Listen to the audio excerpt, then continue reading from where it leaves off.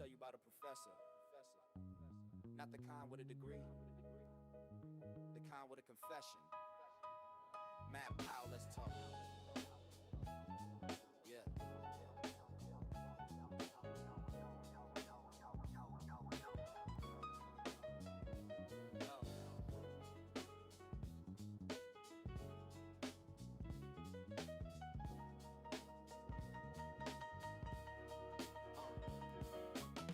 I sat across from you and gave you every chance. You looked me in my eyes and said the Confederates advanced on pterodactyls, mad Jurassic Civil War. A photo from a TV show you thought was something more. Freaky Links, Fox Network, the year 2001. A theme park propped the bump before your life had begun. But you called it historical fact with your chest out, like confidence could substitute for what you're talking about. Then you slid to Nessie like she's evidence of youth. A plesiosaur in Scotland, your theological proof. I asked about the octopus, and brother, I could tell you really think that squid rode asteroids like a carousel. Dinosaurs that farted their way to extinction. Really, Matt, you got that from a Fox News headline. Didn't read what's attached. 50 seconds to debunk. He seriously thought that too. Dunning-Kruger in the flesh, but worse with a gill. Professor Powell, where'd you get your degree? Nowhere. Homeschooled to the pulpit, preaching make-believe. Pterodactyls in the Civil War, squid fell from the sky. Loudest voice in every room, and you don't know why. Science falsely so-called, now that's your ministry. Fake professor, real ignorance, the whole world can see. Let me paint the picture how you got it, trace the thread. Age 11, mama handed you a Hovind tape instead of a textbook, Matt. That was your science education, a convicted. What's up, heathens? How y'all doing?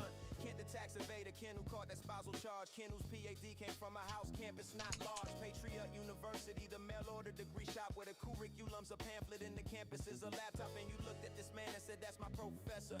Then you packed your wife and kids and drove to Alabama. A compound in the wasteland, broken down. Sovereign citizens and registered offenders gather round. Dinosaur adventure land without a permit file. You moved your family there, your family met your child, and you left. Both said this is not a cult, and we just had to take your word. But here's the part that stings.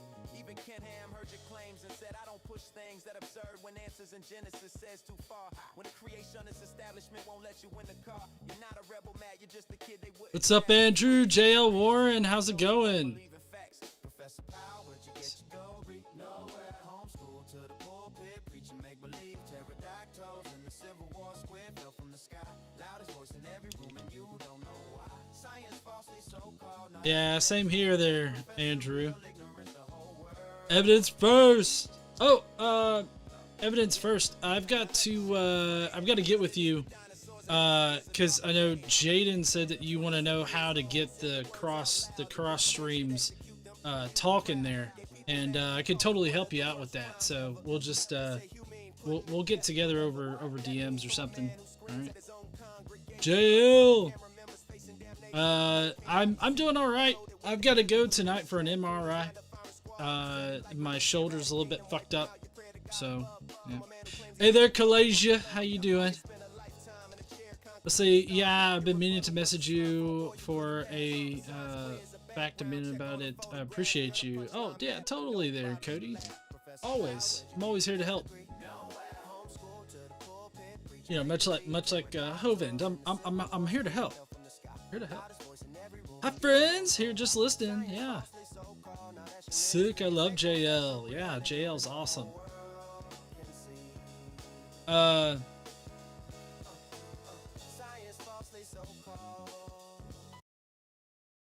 All right. So yeah, I was just kind of letting people stroll in just kind of a little bit there. The center of this thing. Furtive Pat. Hey, how you doing? Oof, hope it's something treatable. Yeah, it's a frozen shoulder. I fucked up. Like I was doing some high weight, low rep kind of stuff, and it got fucked up, and so I'm gonna need to go and get some surgery done about it probably.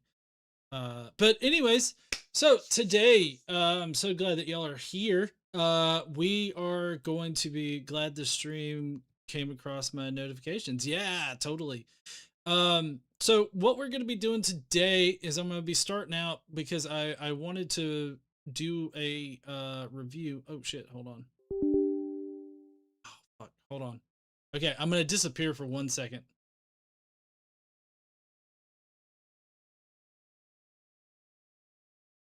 Okay. There we go. Sorry, you've got to start the OBS recording before you turn on the virtual cam. That's what I found out. As an atheist, I need help with objective morality. If morals are collections of preferences, how is moral claim objective? Well, I say that you can be you can be objective about your conclusion. I don't. I'm not. I'm not one of the. I'm not one of the people that believes in objective morality in the same way that at least theists mean. I know that Ian and Ian's convinced Matt of this, and I guess maybe Jimmy of objective morality. But I think that we have the same concept of it.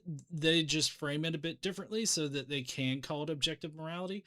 But I think that if you frame it with the idea of like what's best for humankind, I think that you can easily get there. They aren't in a vacuum. They're only objectively true in relation to a stance or goal. Yep. What's up there, Las Vegas Pam? How you doing? Okay, so I don't know if many of you guys know, but I was recently a speaker at the Ark Encounter protest. And at the Ark Encounter protest, the AIG Ark Encounter people were there. They were doing video, they were doing interviews and everything like that. I'm guessing that they're going to be like putting out more videos and everything like that. But Ken Ham specifically, not only does he call me out in this video, but he also spreads a number of lies and misconceptions about how the Ark Encounter was funded, as well as lies and misconceptions about evolution and creationism. So I will be taking up guests here in just a little bit, but I did want to kind of go through, review the video that Ken Ham put out. And hold on. Get it. Get the video. 1 second. Okay, it's right there. And then over here. Boom. Yes, that's no illusions. Oh shit! God, that's a jump scare. Fuck. Goddamn Ken Ham. He's a jump scare and a half, isn't he? Okay. So let's see. I got my notes pulled up. I had to jot down some notes real quick, just off the top of my dome. Put up a jump scare warning next time. I wasn't prepared for the Crypt Keeper. I know, right? It's fucking scary. He's fucking scary as shit. Okay, so we've got Hammy Boy here, Ken Ham, the Ham Man, the missing link himself. We're going to be going over this video of Ken Ham's. Let me make sure that I'm actually recording this on correct tracks. Video sources. Okay. Yeah, I think that's definitely, it's recording on everything but one, so that should be good. Okay. Let's see. I mean, I'm happy my AC works as the sun shines because the Earth is flat and the dome is keeping the desert heat sealed in tight. Oh, I'm sure they're Las Vegas band. Steamed hams. Okay, so if you're over there on the TikTok, it would really benefit me if y'all could, smash that like over there, get the likes up a little bit. You guys are always doing great, smashing that like. We've already got 500 over there, but if you could share it out, even if it's hitting that share button and hitting that copy, that would help me out a lot. Whatever. But we're going to be going over this video by Ken Ham, where he lies about the Ark Encounter protest, those that took part in it, some of the things that were said at the Ark Encounter, and everything like that. So we are going to be taking a look at his video here. So let's just go on ahead and jump right on into it. Maybe, hold on, let me do my normal introduction kind of thing, because I'm going to cut this up later so that I can use it. Let me just pop back in over here. What's up, heathens? How y'all doing?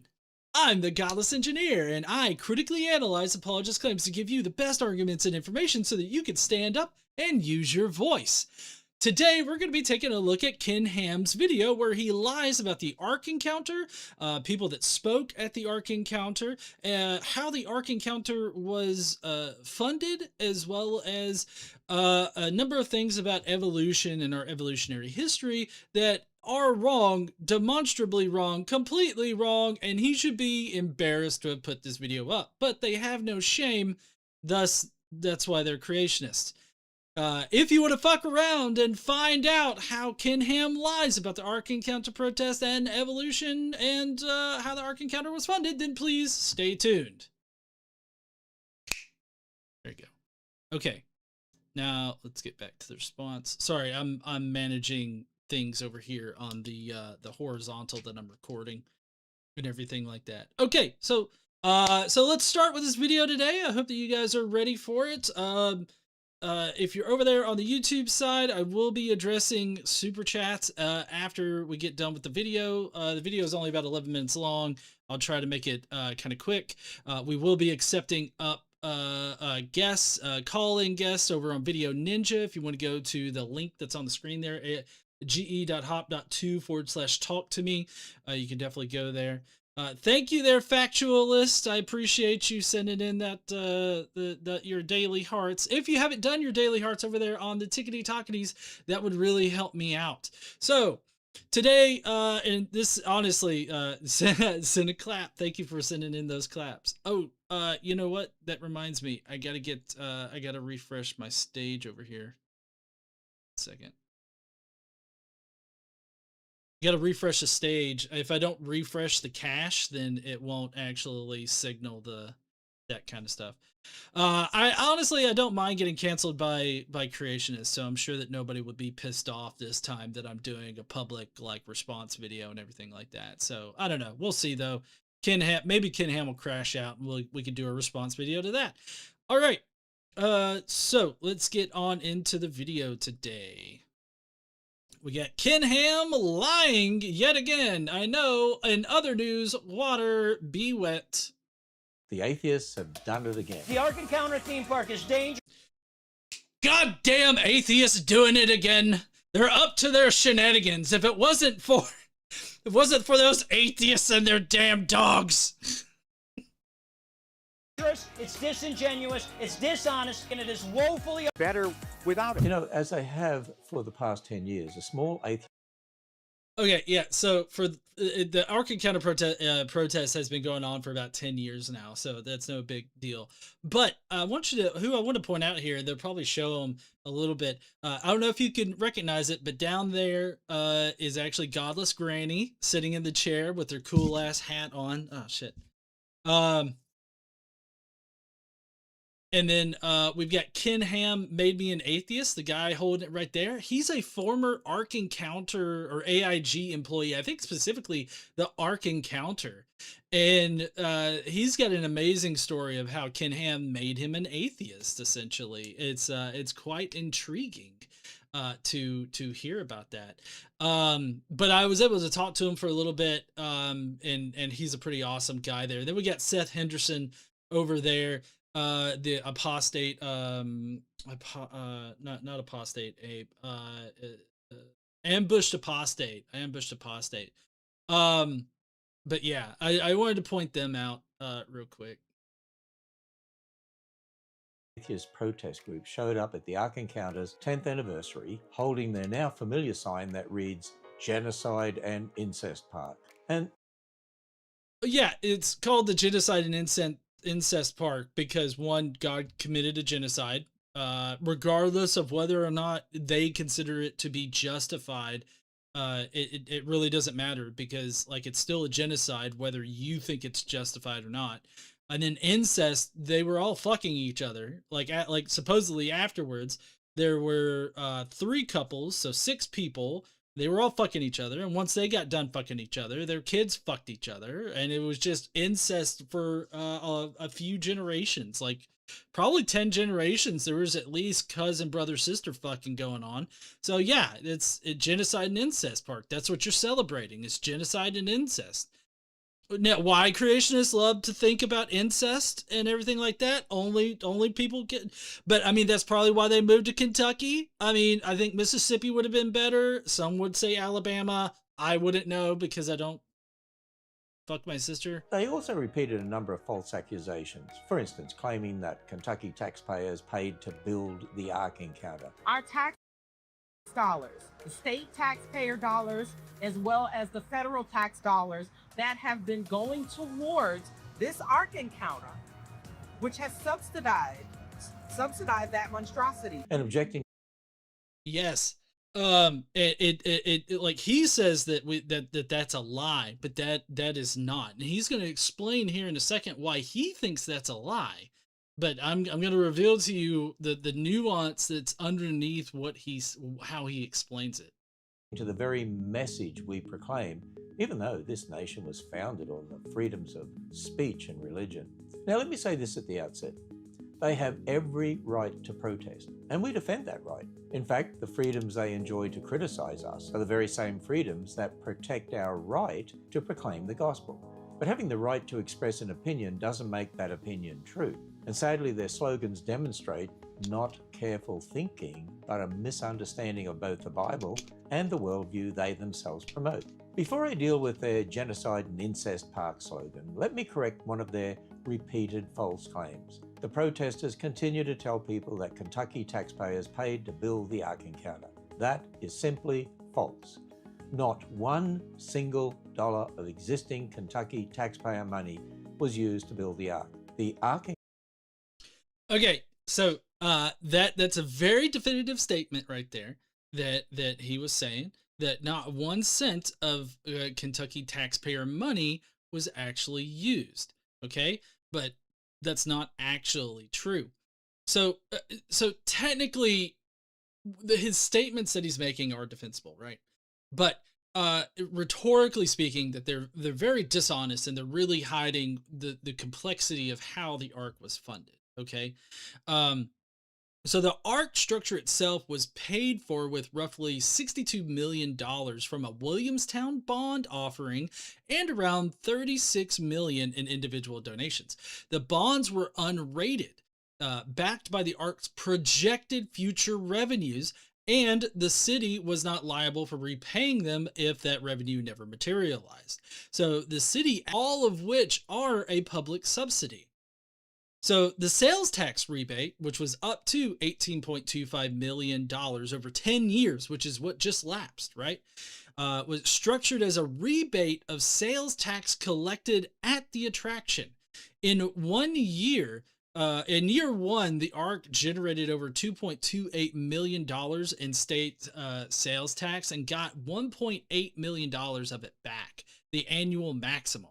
That's not existing money technically, which is why Ken Ham can say what he says, but it's still money that the state would have otherwise kept. So like the state is out money that they would have otherwise had. They got money back from the state.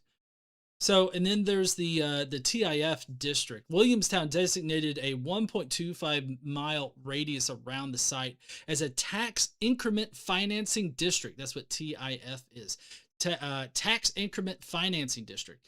75% of sales and property taxes collected in the district returned to the Ark for 30 years.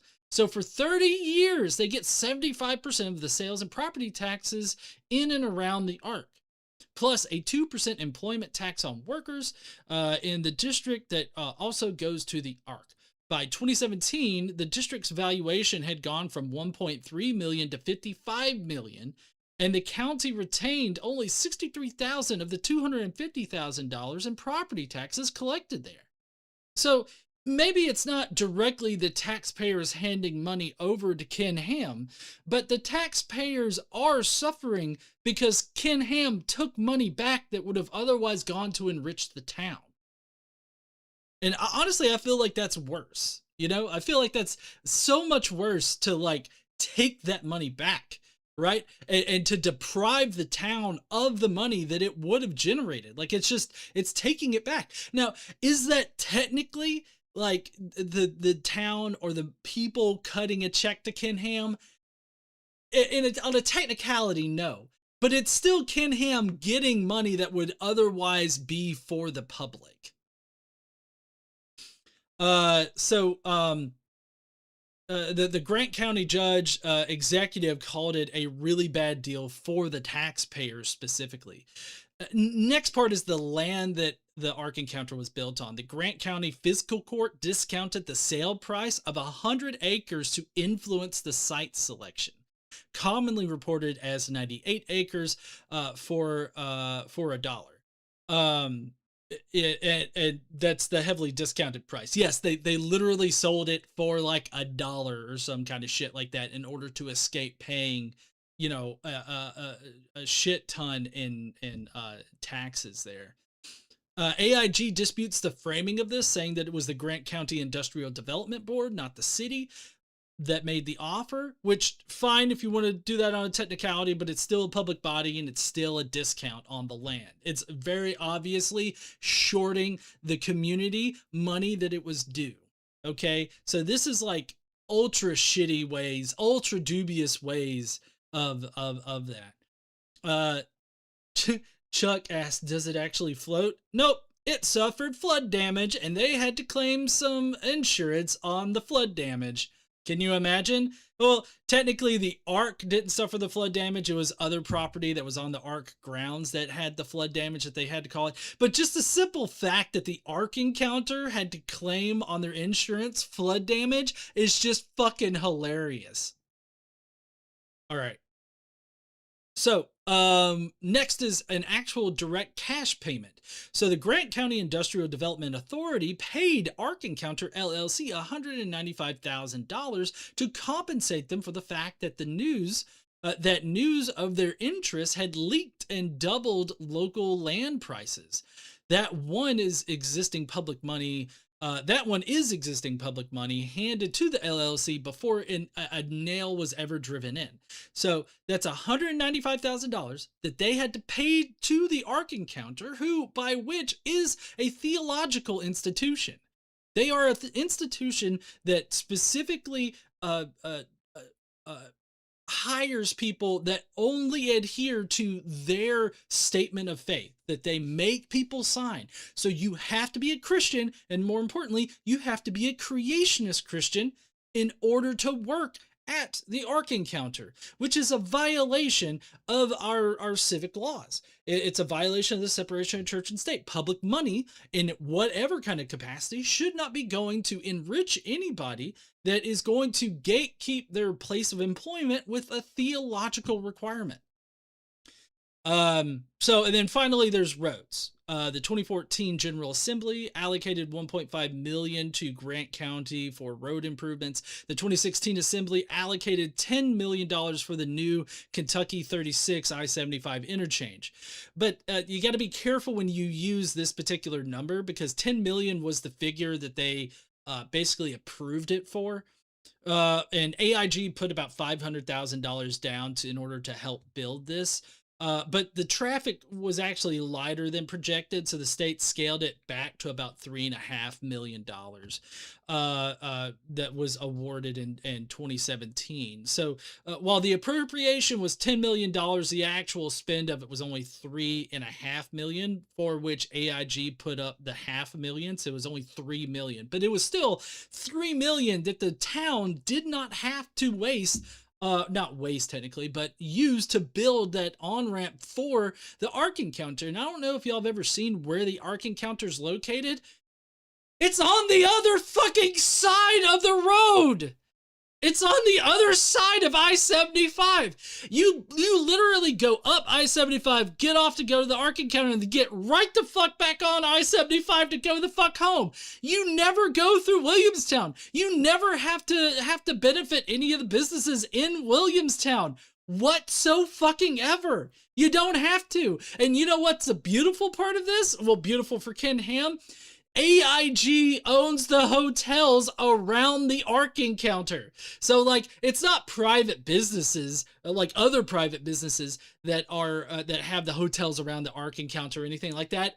It's the fucking Ark Encounter. It's AIG that owns the hotels and shit. So not only do they profit from the people going to the Ark Encounter, but they also profit from the businesses that they own around the Ark Encounter that enrich them.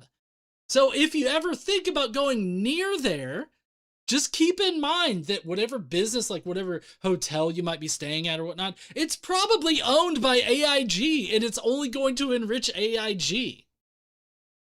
That was the reason why we had to stay 30 minutes away from the Ark Encounter. That's how far we had to go to ensure that we weren't going to be enriching the Ark Encounter with just fucking sleeping on beds. But in any case, so that's the essentials of the Ark Encounter, like how it was funded, what taxpayer money, in what capacity was it being used, and I mean this is still stuff that's in effect today. Like, sure, there's the 18.5 million over 10 years, but they don't. One thing that I didn't tell you about, it's actually in my speech, and I really hope that Seth Andrews, the Thinking Atheist, is going to put my speech up on his channel, because in that. Not only do I illuminate the fact that the Ark Encounter like sold the land to themselves for like $1 or some shit, in order to escape like paying those high taxes on the land.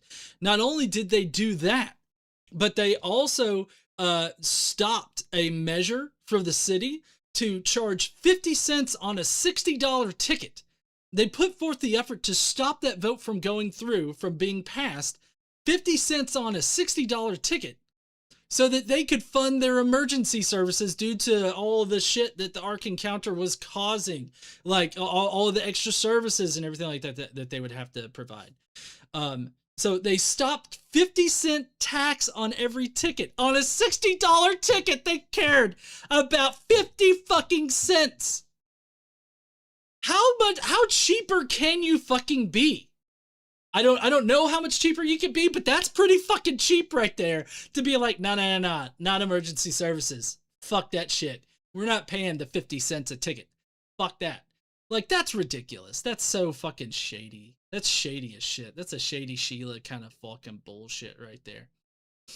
Encounter was constructed through private investment and donations. Now, what the as we just went over, the private investment on this particular situation here was $36 million, right? But it actually cost, what was that, 98, nearly $100 million to build the Ark Encounter. Only 36 of it was really private investors. 62, a vast majority of the funding came from a bond offering that the city doesn't have to pay back, but was given to the Ark Encounter based on possible future projections.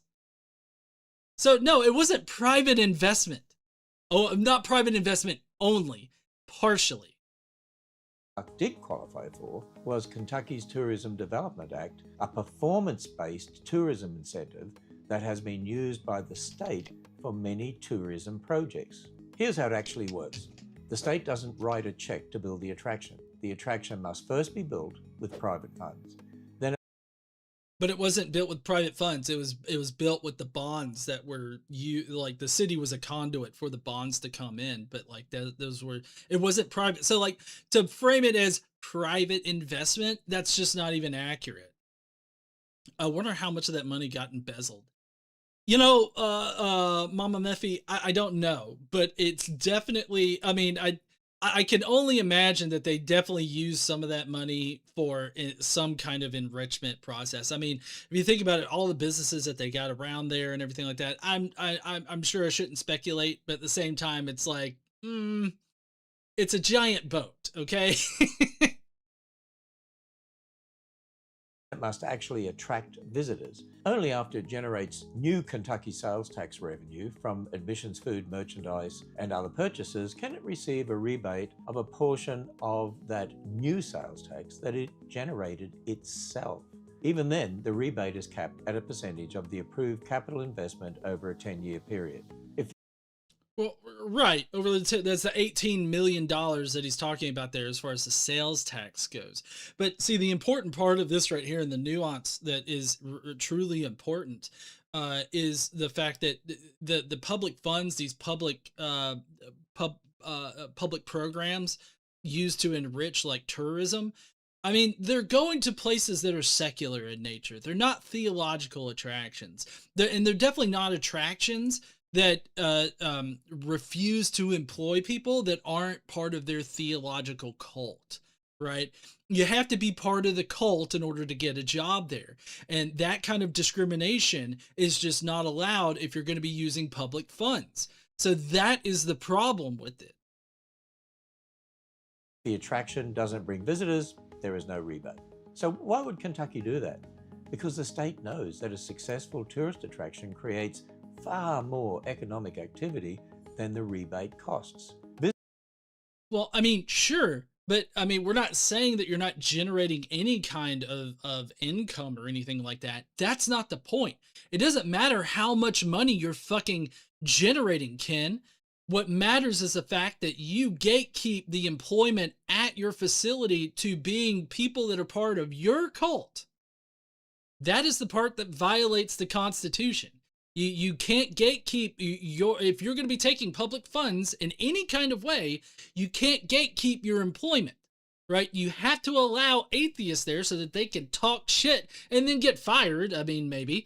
But you can't simply, employ people based on what theological positions that they hold. Visitors don't just come to the Ark, they stay in hotels, they eat in local restaurants, they buy. All of which you fucking own. There are restaurants in the Creation Museum. There's restaurants, as you saw, at the theme park. There's restaurants outside of the place that I'm sure Ken Ham owns, or AIG owns, I guess technically. There's hotels that they own. Like, all of that shit is shit that AIG owns and they benefit from. Gasoline, they shop at local stores, they visit other attractions, and support thousands of jobs. Thousands of jobs, thousands of employed creationists only. You in order to benefit from those jobs, you have to be a creationist. And that generates additional sales taxes, payroll taxes, income taxes, and business growth throughout northern Kentucky. In other words, Kentucky's Tourism Development Act was designed because these projects produce far more revenue for the state and local communities than the performance-based rebate they receive. Right, but that doesn't matter. I don't care how much revenue it generated for the state. Just because you give the state or generate the state so much money, that doesn't mean that you should get a pass on the Constitution. I know that sly and shady fucks like Ken Ham want to do that, but that's just simply not how shit should work. Now, the protesters either don't understand how the program works, personally I think they do, or they choose not to tell people the whole story. Now, No, we tell people the whole story. It's just that no matter which way you cut it, it's still public funds that are going to enrich your theological cult camp, okay? So it's still public funds being used to enrich religion, to place a preference for one religion over others. Right? So that's a violation of the Constitution, and that's what we have a problem with, and that's exactly what everybody has said, is that you're a theological institution that gatekeeps its employment based on a person's theological positions, and that is the problem. let's consider their accusation of genocide. The Bible teaches that the flood was not an act of arbitrary violence by a cruel deity. It was the righteous judgment of a holy creator upon a world that had become completely corrupt and filled with violence. Okay, but still, God would have drowned babies at that time, like kids and babies and everything like that. I get that you want to portray the adults or whoever else to be utterly evil and everything like that.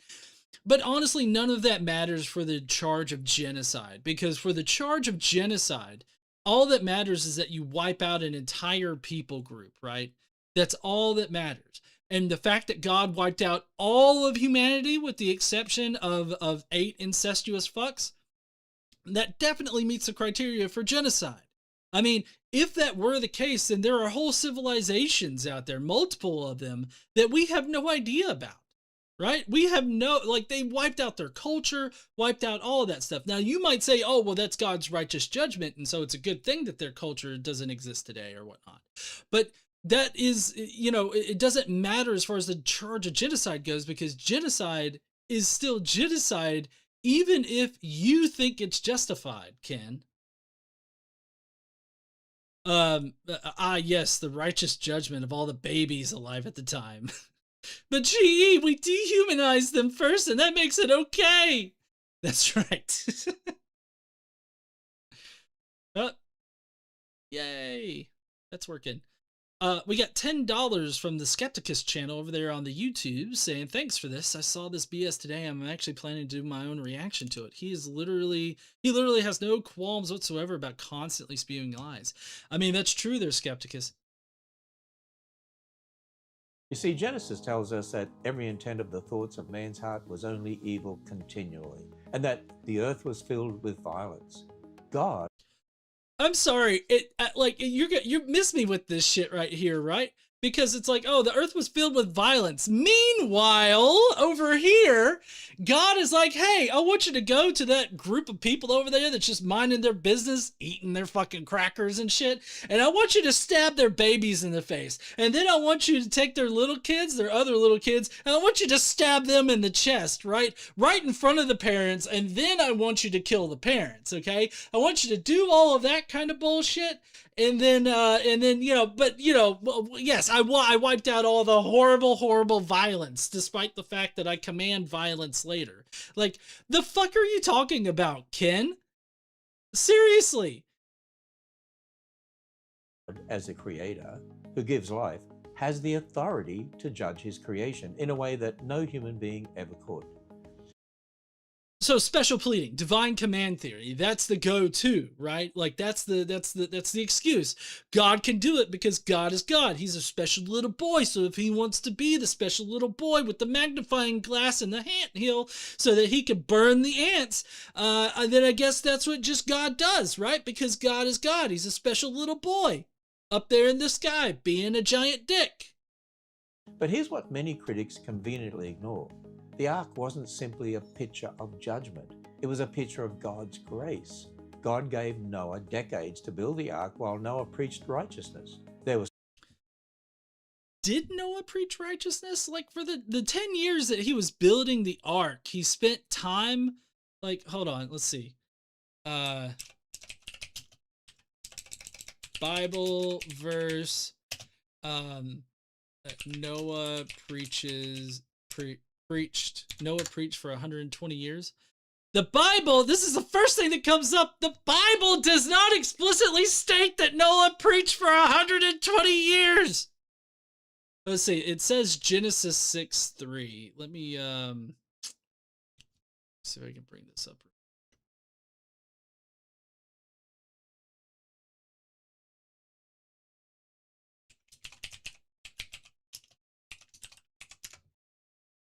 Let's see, Genesis 6:3 says, then the Lord said, my life-giving spirit will not remain in these people forever because they are only mortal. The time they have left will be 120 years. Right. I mean, yeah. So it gives it like, 120 years, there's going to be a flood. And that's it. That's all it says. So I don't know. I know that I kind of say, I explain this a lot, and I hope that y'all forgive me for saying it, explaining it one more time. But there's a difference in exegesis and eisegesis. So exegesis is when you extract information out of the text. Eisegesis is when you layer information on top of the text that makes it better for whatever interpretation, like whatever you want the passage to say, you layer that meaning on top of it, and you make the passage mean that thing. And so what Ken is doing here is eisegesis. He's saying that Noah preached for 120 years when all God said was that it's going to be 120 years and then I'm going to flood this place, okay? So it doesn't say anything about Noah actually preaching anything like that. Let's see, Mama Mephi says, the way Christians don't hold their God accountable is reflected in how they treat their leaders. Yeah, that's true. And then also the omni-God is omni-responsible except for when he does bad things, and he's just a little guy. He's just a little guy.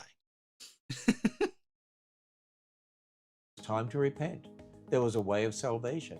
The ark ultimately points us to the Lord Jesus Christ, who today provides the only way of salvation from the coming judgment. Now, Okay, I mean, all of that is just theological claims. Like the whole idea that the ark is pointing towards Jesus is a later interpretive layer that's laid upon the Old Testament text that Christians invent in order to connect two texts together, obviously.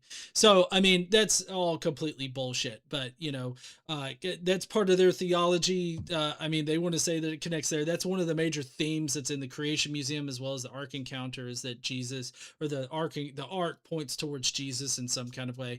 But I mean, I think that regardless of whether or not, Jesus is the salvation or Jesus was the savior of everybody, it's still God genociding like the entire population of humanity, sans eight assholes. And then God forces those eight assholes to incestuously procreate for generations upon generations, and then only for the world to end up fucked up anyways. Like, the world ended up fucked up anyways. Like, it was still so horrible and bad that God had to order the Israelites to go in and fucking kill people all the time. Babies and children, hamstring horses and shit. Like, holy fuck. As Noah and his family went through one door into the ark to be saved, so we need to go through that one door, Jesus. We gotta go, guys, we gotta go into Jesus, by the way. We gotta enter Jesus, we gotta enter into him, and we gotta come inside of him. I don't know, seems a little too gay for the Ken Ham crowd. Jesus said, I am the door. If anyone enters through me, he will be saved and will go in and out and find pasture. That's John chapter 10, verse 9. Now think about this for a moment. I don't mean to be too crude about this, but you go in and out, in and out, in and out, and then in and out again, and then in and out, and then you explode. Just saying. If you're an atheist and believe there is no God, no ultimate moral lawgiver, and that morality is simply the product of evolution or changing cultural opinion, then on what objective basis do you condemn anything as objectively evil? Well, so like, evil is and I usually like to I can pull up, hold on, I wonder if I can, hold on one second.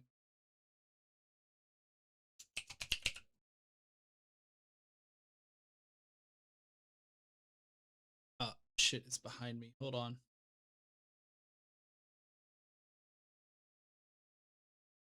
Yeah, I gotta come up with a better way to do this.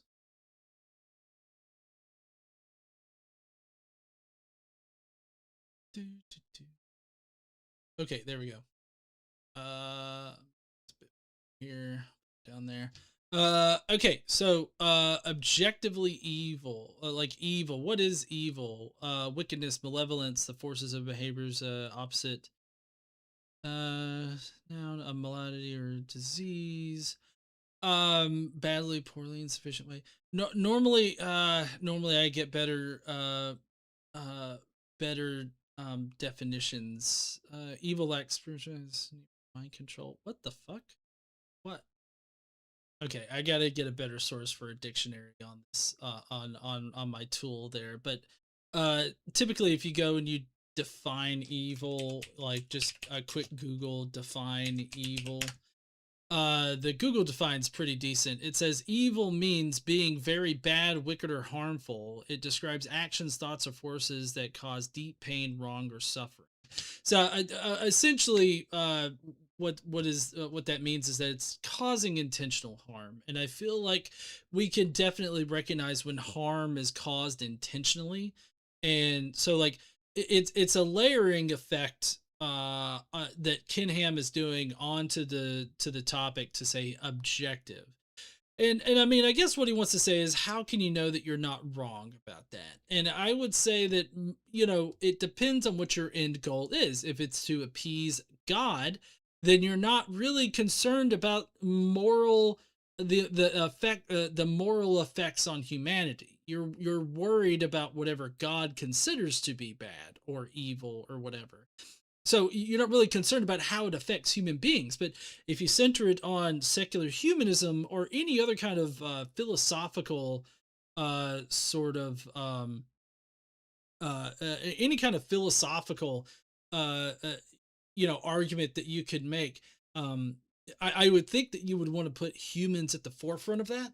And so when you consider humans in that respect and you want to do what's best for humans, then it's very obvious that a number of the things that God commands is just objectively like evil in that kind of sense. Like, and by objectively evil, I'm trying to say that there's no way to contextualize the choice being made or the effect that is caused by that action as being good in some kind of way, like stabbing babies in the face or slicing the throats of infants and children and everything. So, like, I mean, I would think that those would be things that I can't imagine, there ever being a good reason to do that. So, I mean, like, that's what we would define as that way. Just Ken Ham saying there's no way, without God, there's no way to say something is objectively evil.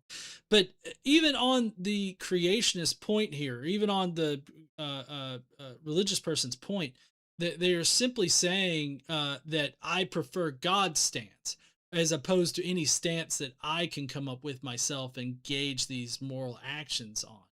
And I think that once you shift it to God's stance and you're not really concerned about the human condition or what's good for humans out there, you're more concerned about what's good for God. And I think that that's where you get the, doing evil things to humans, because you're just concerned about God, what's good for God. If morality is merely a human invention, then words like evil, justice, and wrong become personal or societal preferences, not universal truths. Yes, they're not universal truths. That's the language of subjectivity. The wrong, bad, all of that is subjective language. Yeah, sorry, I was looking through the comments there for a second. So yeah, that's the language of subjectivity. I mean, that's all that is.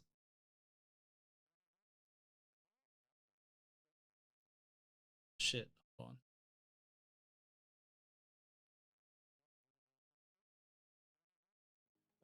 Outrage expressed by many atheists actually borrows from the biblical worldview they reject.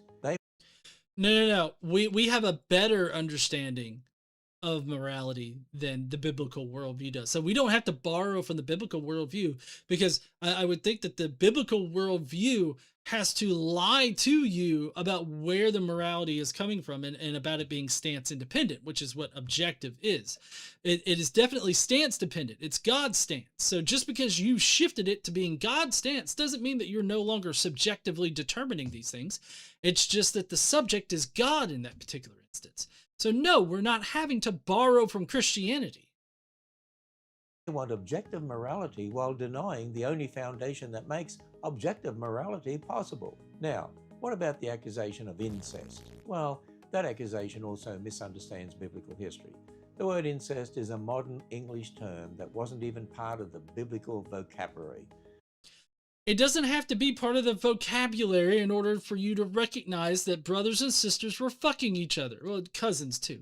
There was cousins, there was brothers, there were sisters. They were all fucking each other. They were all having kids. And the problems with incest are numerous. So, like, and I'll explain those here in a minute. But, I mean, holy fuck, Ken. Just because the word didn't exist doesn't mean that the concept didn't. Okay there, buddy? Sorry, just checking the Video Ninja, everything like that. Let me get my notes. I got my notes keyed to certain time, block of time, and it's coming up on one right now. Okay. More importantly, the critics are taking today's circumstances and imposing them on the very beginning of human history. The Bible teaches that all people descended first from Adam and Eve. Their children necessarily married one another because there were no other people. And later, after the flood, all humanity descended from Noah's 3 sons and their wives. And again, marriages among close relatives were necessary for humanity to multiply. Now, okay. So essentially here, what I want to point out is that there's 4 different ways in which what he just said is total bullshit. Okay. I mean, obviously, there's the argument from like vocabulary or whatnot. Like, they didn't know it was incest. It's like it's still fucking your sister, regardless if you call it that. But in any case, so the steel man of this particular position here comes in this form. Um, uh, If humanity really began with 2 people and was later reduced to 8, then early close relative marriage was not incest in the loaded modern sense. There was literally no one else to marry, and the word itself is anachronistic. That's a fair enough point about vocabulary, and the argument only becomes scientific and testable when it claims that all human genetic variation actually traces back through those tiny numbers at those recent dates. So that's something that we can actually test. Now, there's a recent bottleneck of 2 or 8 makes a hard measurable prediction, and living human genomes break it in 4 different ways. So the doorway is just too narrow for the diversity that we have. A gene comes in alternative versions called alleles. Any one person carries at most 2 alleles of one given gene, one from each parent. So 2 people can pass on at most 4 versions of any gene. Adam's 2 plus Eve's 2. 8 people look like more, but after the flood, everyone descends from the 3 sons and their wives, and the 3 sons carry only copies of Noah's and his wife's genes. Do the arithmetic, and the entire post-flood human race could inherit at most about 10 distinct alleles at any single spot in the genome. Now compare it to reality. The immune system gene alone, the HLA-DRB1, has more than 2,000 documented human alleles. This is from the IPD-IMGT HLA database. You cannot push 2,000 plus versions of one gene through a 4 or 10 allele doorway. And the HLA-DRB1 is not a special case. It's simply the clearest because it is the most studied of the hypervariable immune genes. Now, that's just the first way. The second way is that new mutations could have made them sense, but not in the amount of time that creationists give, and not in the shape that they are. The human germline mutation rate is about 1.2 times 10 to the negative 8th per DNA letter per generation. So that's roughly 60 to 70 brand new mutations per person per generation. Across 4,350 years, only a couple hundred human generations. That is nowhere near enough to manufacture thousands of alleles per gene, genome-wide. But the decisive tell isn't the count, it's the shape of the variation. Many HLA lineages in living people are more different from one another than a human version is from a chimpanzee version. Sorry, I moved my notes over. Some human immune gene lineages are older than the split between humans and chimps, 6 to 7 million years, a phenomenon called transspecies polymorphism. The ancient allelic lineages persist across species that have long since diverged. Ancestors had to physically carry those deeply divergent lineages through time. 2 people holding 4 copies cannot have generated them in 6,000 years. Fresh mutations in 200 generations produce a spray of closely related young variants, not lineages that predate our species. Francisco Ayala first quantified this for the HLA-DRB1 in 1995, and estimating a long-term human population never remotely close to a handful of individuals. Next, the third doorway that all of this is kind of fucky is that several independent genetic clocks agree, and none of them read as 8 people. Geneticists reconstruct past population sizes from methods such as the allele frequency spectrum, the balance of common versus rare variants. And the decay of linkage disequilibrium, how fast the statistical link between neighboring variants is broken up by recombination each generation, these independent methods converge on human effective population sizes, a technical measure of breeding population, and in the thousands to 10 to thousands of years over the long run. So even the tightest well-documented squeeze, the out of Africa founder event, was 50 to 60,000 years ago. Still leaves on the order of 1,000 plus breeding individuals, not 8. And then the fourth and final way that Ken Ham is fucked here is that even the most extreme bottleneck anyone has proposed is nowhere near 8 people. The severest reduction seriously floated for our lineage is roughly 1,280 breeding individuals about 900,000 years ago. And even that is contested and possibly a statistical artifact of the method. Sit with that comparison for a second. The most dramatic human bottleneck in the entire scientific literature is 1,280 people nearly 1 million years ago. And it's disputed. Ham's 8 people is just 4,350 years ago. So, like, essentially what I'm trying to put out here is that Ken Ham requires magical pixie dust on the human genome in order to get his explanation to make sense. You have to sprinkle some god dust on that shit in order for the human genome to operate exactly like Ken Ham wants it to. And so that's why this part in particular is really fucking dumb for Ken Ham to say. At that early stage of history, humanity had not accumulated the thousands of harmful genetic mutations we see today.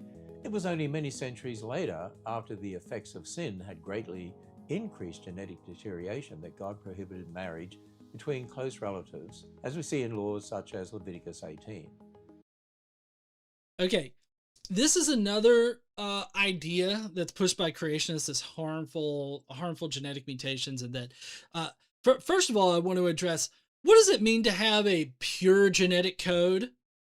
Like, does he think, like, obviously he doesn't think that fucking Adam and Eve are like blonde-haired, blue-eyed fucking Sig Highland motherfuckers, right? Because that's not who he has in his art exhibits over there at the Creation Museum at the Ark Encounter. No, I mean, they definitely don't have blonde hair and blue eyes and Sig Highland Hitler. It's definitely not that. But I don't know what it means to have a fucking perfect genetic code in this particular situation. That makes literally no sense to me. I have no idea what that fucking means. But in any case, this ultimately comes from John Sanford in his book, Genetic Entropy and the Mystery of the Genome, right? The strongest version of this that's put out there is that there's the overwhelming majority of mutations that do anything at all are slightly harmful. Most of those are so slight that the natural selection can't actually see any one of them. They're near neutral, so they slip past selection and pile up generation after generation. So on their view, essentially, the genome is slowly running down like an unwound clock, which would fit a genome created very good and degrading since the fall, and would explain why close relative marriage was safe early on and dangerous now. You could say that it's a coherent worldview, but if you know anything about the human genome or just in general, it falls apart pretty quick. So there's multiple different ways in which you can respond to this. So I'm going to give you a few of them right now. The first one is that this idea that most mutations are harmful, it's false at the front door of this. So a large majority of new mutations are effectively neutral. They land in non-functional DNA and are synonymous changes that don't alter the resulting protein. In fact, most of the human genome doesn't actually code for proteins. Among mutations that do have an effect, harmful ones outnumber beneficial ones. But that is a minority of minority and not most mutations. The premise that feeds this whole decline is overstated. Next, the selection is not as blind as the model needs it to be. The claim is slightly harmful mutations are individually invisible to selection depends on Sanford's specific assumed distribution of mutation effects fed through his simulation program, Mendel's accountant, with parameter choices that build that decline in from the start. So he basically sets up his software to effectively give him the answer that he wants. If you relax these contrived assumptions that he runs his software with, then the inevitable downhill slide ultimately disappears. The direct experimental test runs the opposite way. So we actually have a real experiment in reality. In Richard Linsky's long-term evolution experiment, 12 E. coli populations have been evolving for tens of thousands of generations, comparable in generation count to on the order of 1 million years of human evolution. Fitness has not decayed in those populations. It has kept climbing, following a power law curve with no ceiling in sight. If genomes inexorably ran down, this decades-long experiment is precisely where we catch it happening, but it does not show that whatsoever. And then finally, at the specific point the incest defense needs, is simply wrong about biology. Ham needs early humans to have been a clean, disease-free genome so that close relative marriage carried no recessive disease risk until mutations accumulated. But that misreads why inbreeding is harmful. Close relative reproduction is risky because every person, then and now, carries a handful of recessive damaged gene copies. Mating with a close relative raises the chance of a child inheriting 2 broken copies of the same gene, tipping a hidden variant into an actual disease. This standing stock of recessive variants, the genetic load, is a permanent feature of any sexually reproducing population, including a small founding group. It doesn't switch on centuries after the pristine start, or after a pristine start. The measurable harm of close kin unions in living human populations, documented real inbreeding depression, comes from exactly this ever-present load. A founding pair would carry it too, and per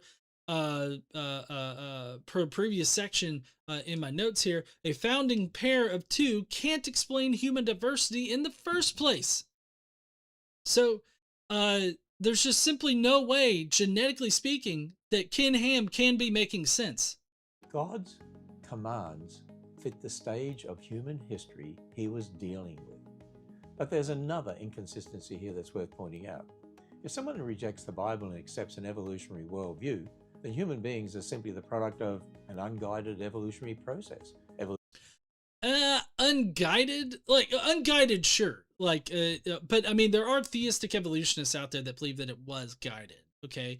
But even still, unguided doesn't mean that there are no causes underneath it, right? There are causes for why certain things are selected for, why certain things help an organism survive better.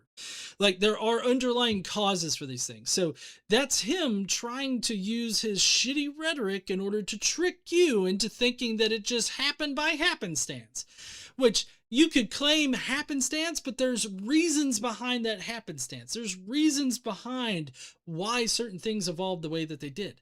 And he's just trying to hand wave it away like some shitty magician.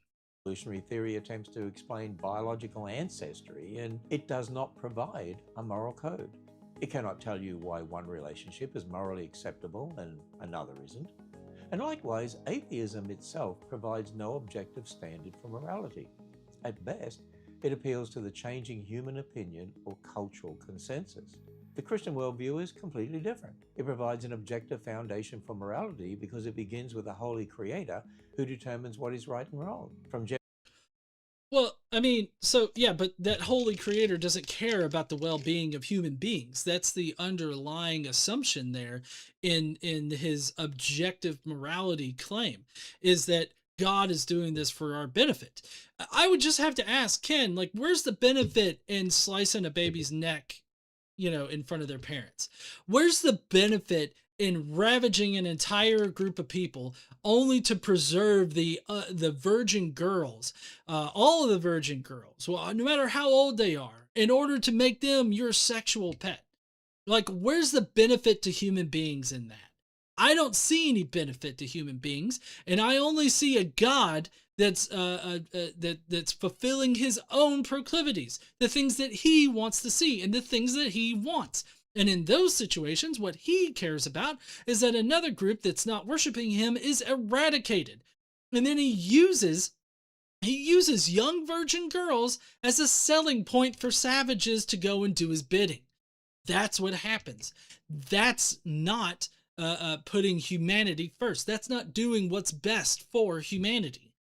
According to God, what's best for humanity is praising his almighty God dick. And I just don't feel like doing that. I don't understand how that necessarily is good for humanity. Other than the fact that God won't fuck you up. God won't kill your kids. God won't call one of his adherents to ravage your home and take your virgin daughters to be sex slaves. You're telling me that is the thing that, like, that's the objective moral stance? Get the fuck out of here, Ken.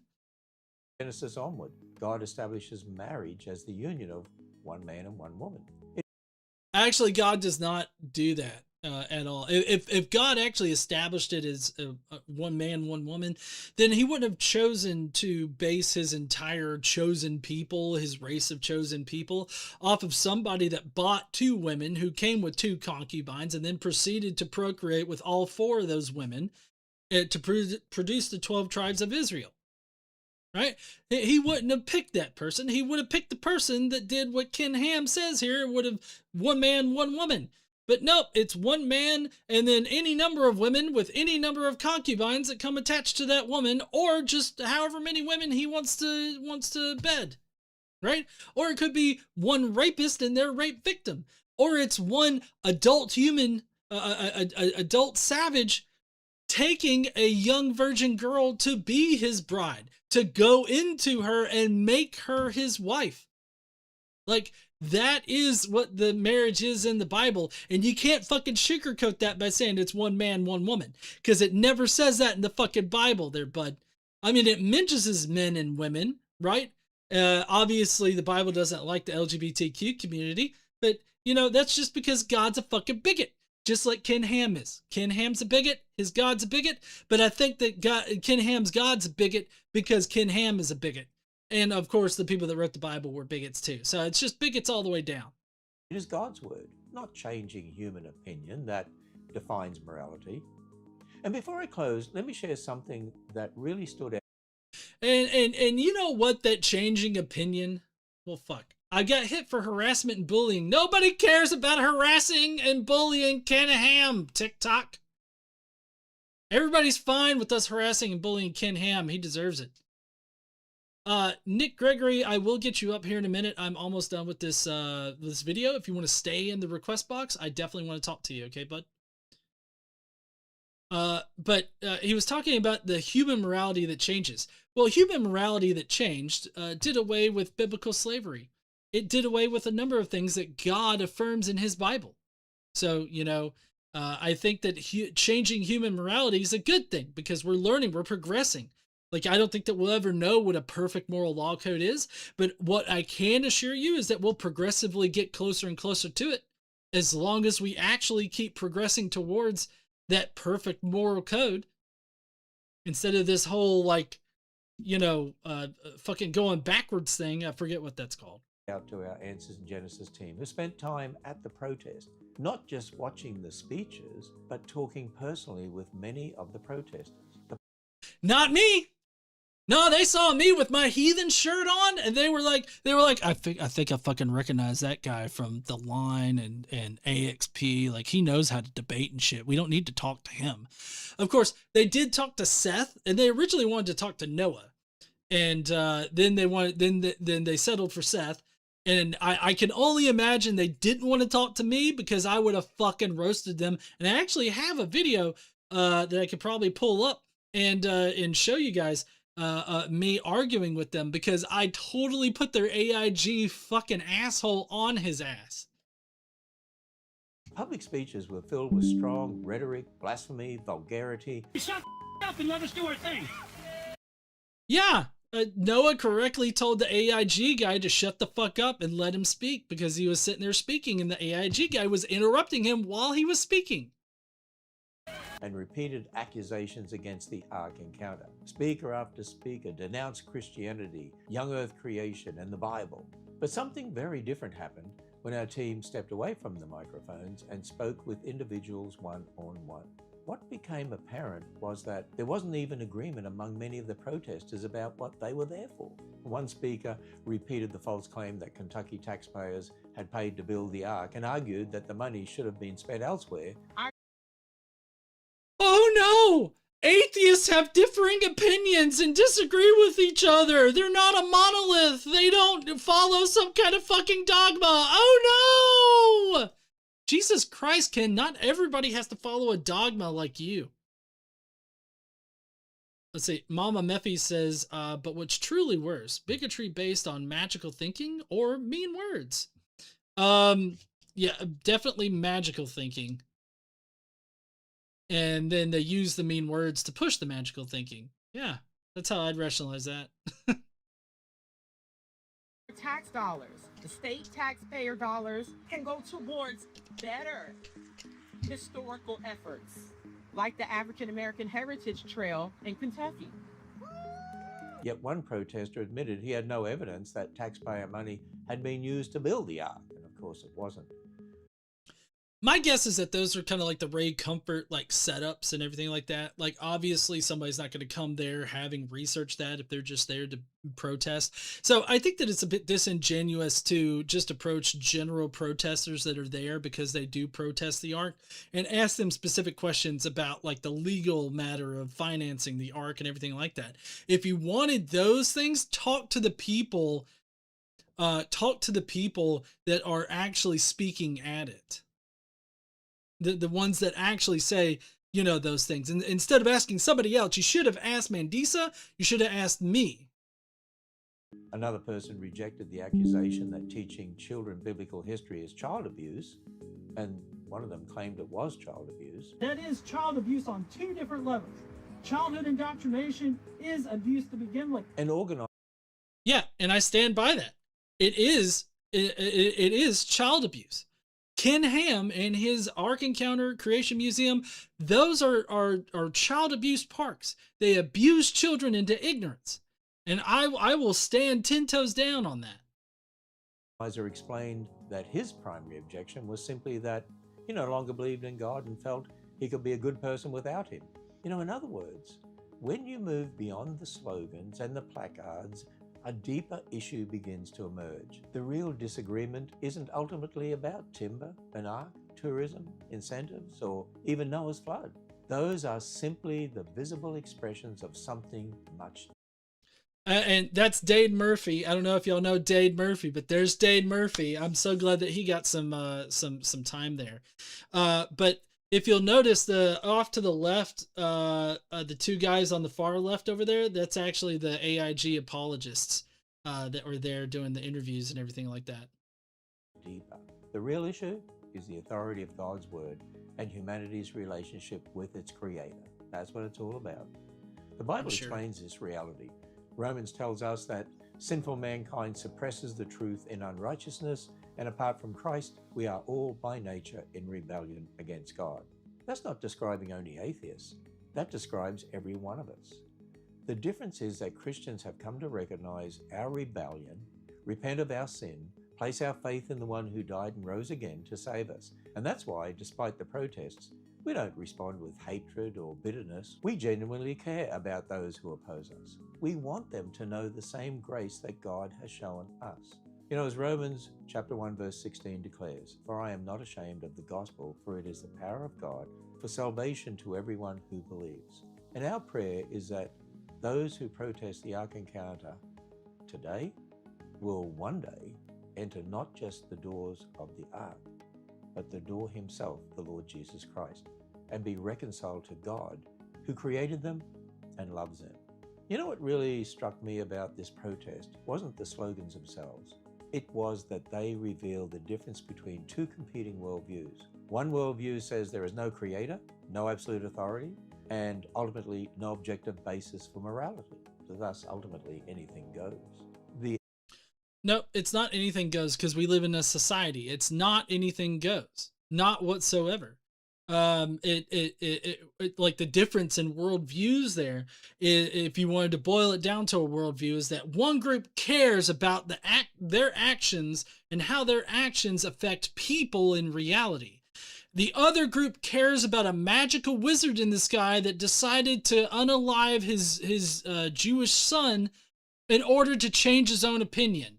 And all of that because that's what he willed it to happen, right? Everything was done for his will because he wanted those things to happen, or he wanted certain things to happen that had no bearing on whether or not it was good for humankind. He didn't care about whether it was good or not for humankind. He cared about it appeasing his own sensibilities, about worshiping him. That's all that he cared about. So which worldview is better? The one that actually cares about the effects of effects on human beings, or the one that cares about the genocidal maniac in the sky that just wants to unalive his son? Like, which one is it? Because I can guarantee you it's not the genocidal fucking wizard. The other begins with the God who created us, who defines truth, who defines right and wrong, who judges sin perfectly, and who, at the same time, extends incredible grace through the Lord Jesus Christ. The Ark encounter isn't about celebrating judgment, it's about proclaiming salvation. The Boma! Hey, Boma. flood reminds us that God judges sin. The Ark reminds us that God provided a way of rescue. And just as there was one door into Noah's Ark, today there is only one door to eternal salvation, and that's the Lord Jesus Christ. And that's when he bends over and he opens his door so that you can go in and out, in and out, in and out, and then explode in the afterlife. Just saying, like that. If he doesn't hear the innuendo, I just don't understand. Yeah. Anyways, he's gonna hawk his book and everything like that right now. So that's pretty much that's it for it. That's it for his fucking shit. All right, we're moving back over here. Let me get back to the vertical. Boom. Get rid of this. So yeah. Welcome back, everybody. So ultimately with Ken Ham here, Ken Ham seems to think that atheists, I guess, have to adhere to some kind of dogma, and the fact that we don't adhere to some kind of dogma, he sees that as a bad thing. Right there at the end, he was kind of saying that. But also, this whole idea that as a group, we can't ground morality in anything outside of ourselves. I find that his whole video was totally disingenuous. Because we can obviously ground our morality in something that's real and that cares about the effects on humans. Christianity doesn't care about its effect on humans. It just cares about whether or not it's pleasuring God. That's all it cares about. That's all they care about. And that's never going to be the best. That's never going to be able to give you the best conclusion or the best it's not going to give you the best outcome for human beings whatsoever. So, I don't know. That's how I felt about it. Let me know what you guys think about it, either in the side chat, if you're watching live right now. Hey, there's Strawberry. Either in the live chat right now or otherwise. Let me know down in the comments. I'd really love to hear your thoughts. And while you're down there, why don't you smash that like button and subscribe if you like this kind of content. And don't forget to stand up and use your voice. Sorry, that was for the cut that I'm going to do later. All right, so I'm done with that. It only took me 1 hour and 13 minutes. That seems about right. So we've got Nick that's requesting up that probably wants to talk about morality. Let me see. Hold on. I got to get my...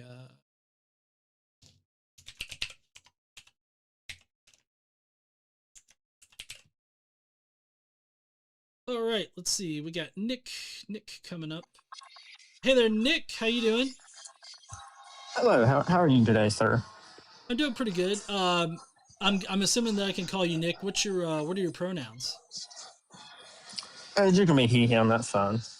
Okay. And would you say that you're Christian, or like what's your persuasion? Yeah, I would say I'm Christian, and I would like to talk about morality if we could. Yeah, totally. Let's do it. So, morality. So do you take there to be any objective morality at all? I don't subscribe to the idea of objective morality. No. Okay, so it's just going to fall down to human preference, right? It's going to reduce us down to human preference. Not necessarily human preference. I mean, because I think that well, as far as human preference goes, like every individual is going to have their own goal that they're working towards, and it kind of depends on what that goal is. But I think that you can make coherent arguments for why, like, secular humanism is a better goal than appeasing a wizard. Okay, why would secular humanism be a better goal if we can't ground why things are right or wrong outside of just our own preference? No, see, you could be objective in your conclusion about any moral decision, but that doesn't mean that it is objective morality. So, like, I can come to an objective conclusion about some kind of act, depending on, huh? How do you come to an objective opinion with the mind? How do you come to that? If it's dependent on the mind, it would be subjective. Yeah, but it's just to turn this around on you, you're dependent on God's mind. I'm actually willing to grant this right here for the sake of the argument that Christianity is like entirely false and humans, we made him up. Why is it wrong for Christians? That's not what I said. Why is it wrong for Christians? Is that what you think I said? No, you're saying that's dependent upon God's mind. I'm actually willing to agree to this, that it is dependent upon God's mind and is subjected to God's mind. If that's the case, then why are Christians any more wrong to push their morals and what they want in society than secular humanists are? Why? I mean, we could just run it through a test. Can you point to me in the book, chapter, verse where God decrees that it's bad to stab a baby in the face?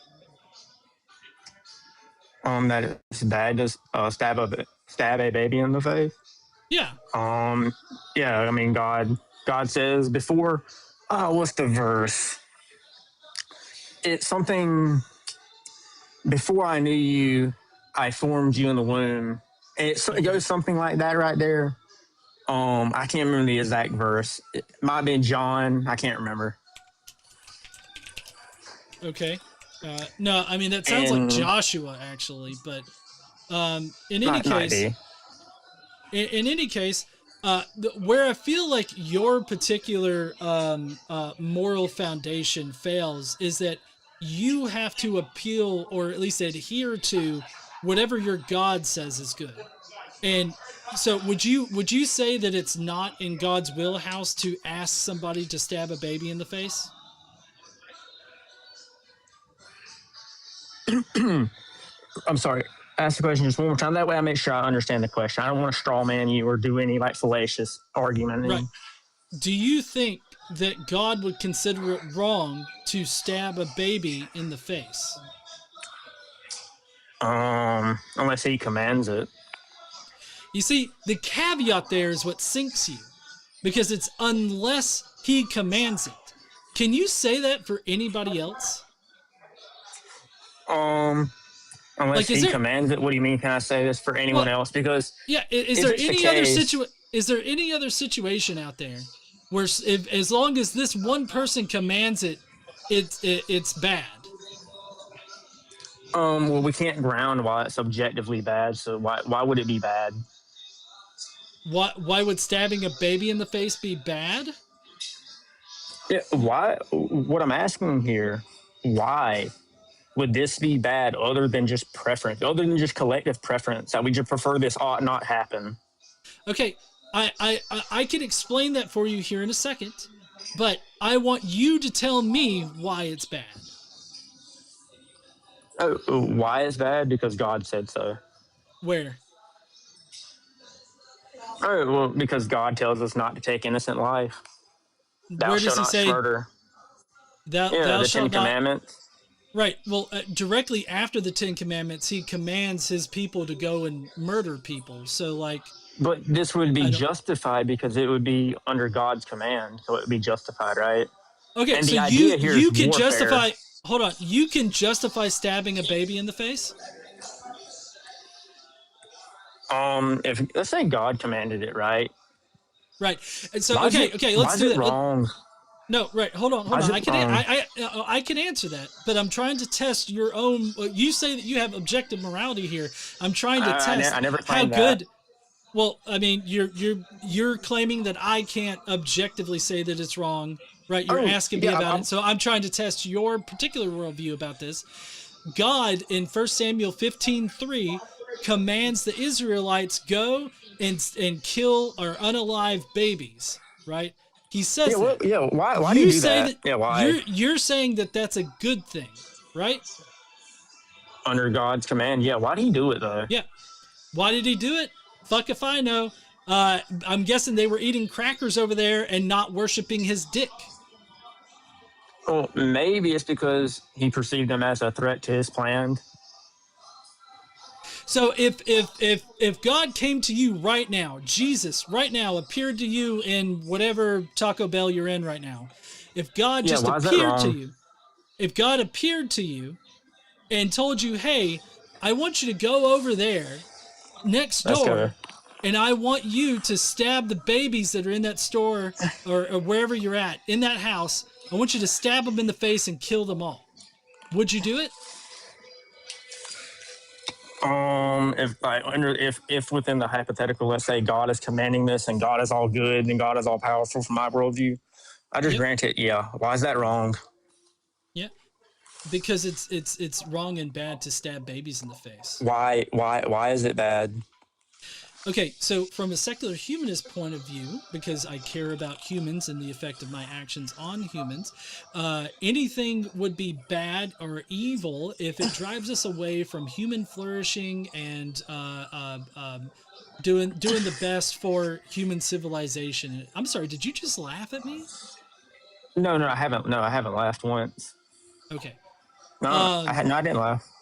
Okay. Well, so my point is that if it's considered bad, evil, or wrong, if it drives us away from promoting human flourishing and doing what's best for humankind. Obviously, stabbing babies in the face is not good for humankind and for human flourishing. And is that your preference that you're grounding this in? No, I'm grounding this in an objective standard of like what does it mean to flourish? Where are you? What is this objective standard? Human flourishing would be dependent upon human minds, correct? So it'd be subjective. Well, I mean, I am a human. Survival is a very basic, trait of any organism. So any organism looking to survive, you would want to do what would be best for your survival. And part of humans is that, hold on, I'm still talking. Part of humans is that we're a social species. And in order for our social species to survive and thrive, we have to work together. So we are working together, right, in order to survive and flourish. Now, I contend that you are similarly working off of subjective morality. Your subject is just God, whereas I am critically considering my actions and how they affect people. You only care about worshiping God. I agree. Why is that wrong, though? All you're giving me is just preferences. So I'm not just giving you preferences. It's wrong because it doesn't place the value on human life. It places value on appeasing your wizard. Well, where are you getting that humans? Do you believe humans have intrinsic value? No, not intrinsic value. We obviously place value on humans. Oh, so it's so that's subjective too, right? Yes, that's subjective, but you're subjective as well. Oh, I agree. So it's just preferences, and really we're competing on two worldviews, right? Which one is better? Yeah, we're comparing two worldviews, and which worldview says that it's bad to stab babies in the face? Mine is the one that says that it's always bad to stab babies in the face. Yours has a caveat that allows you to stab a baby in the face, and yours is much more detrimental. Yours is because I can't believe that I'm having to explain to you why stabbing babies stabbing babies in the face is a bad thing. Are you a sociopath? Do we need to have your hard drive checked? So you notice how you're attacking me, not my actual argument. Why is any of this bad other than just... I am attacking your argument here.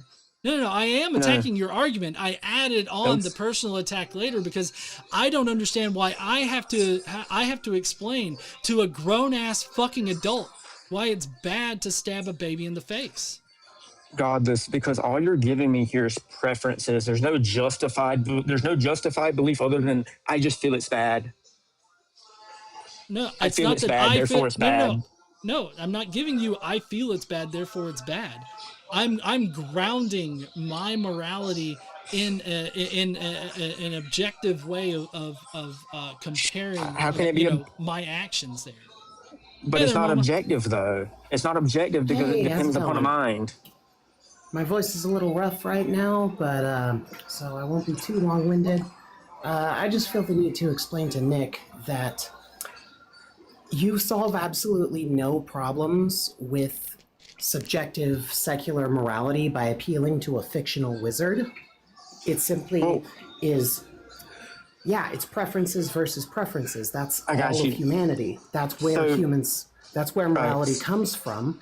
And it's a difficult conversation and it's tough to confront, but you don't solve any of those problems by appealing to something that you can't actually demonstrate exists and Got it. includes all of these caveats that go against all of everybody's empathy and reason and ability to exist with each other peacefully in a way that benefits the most people.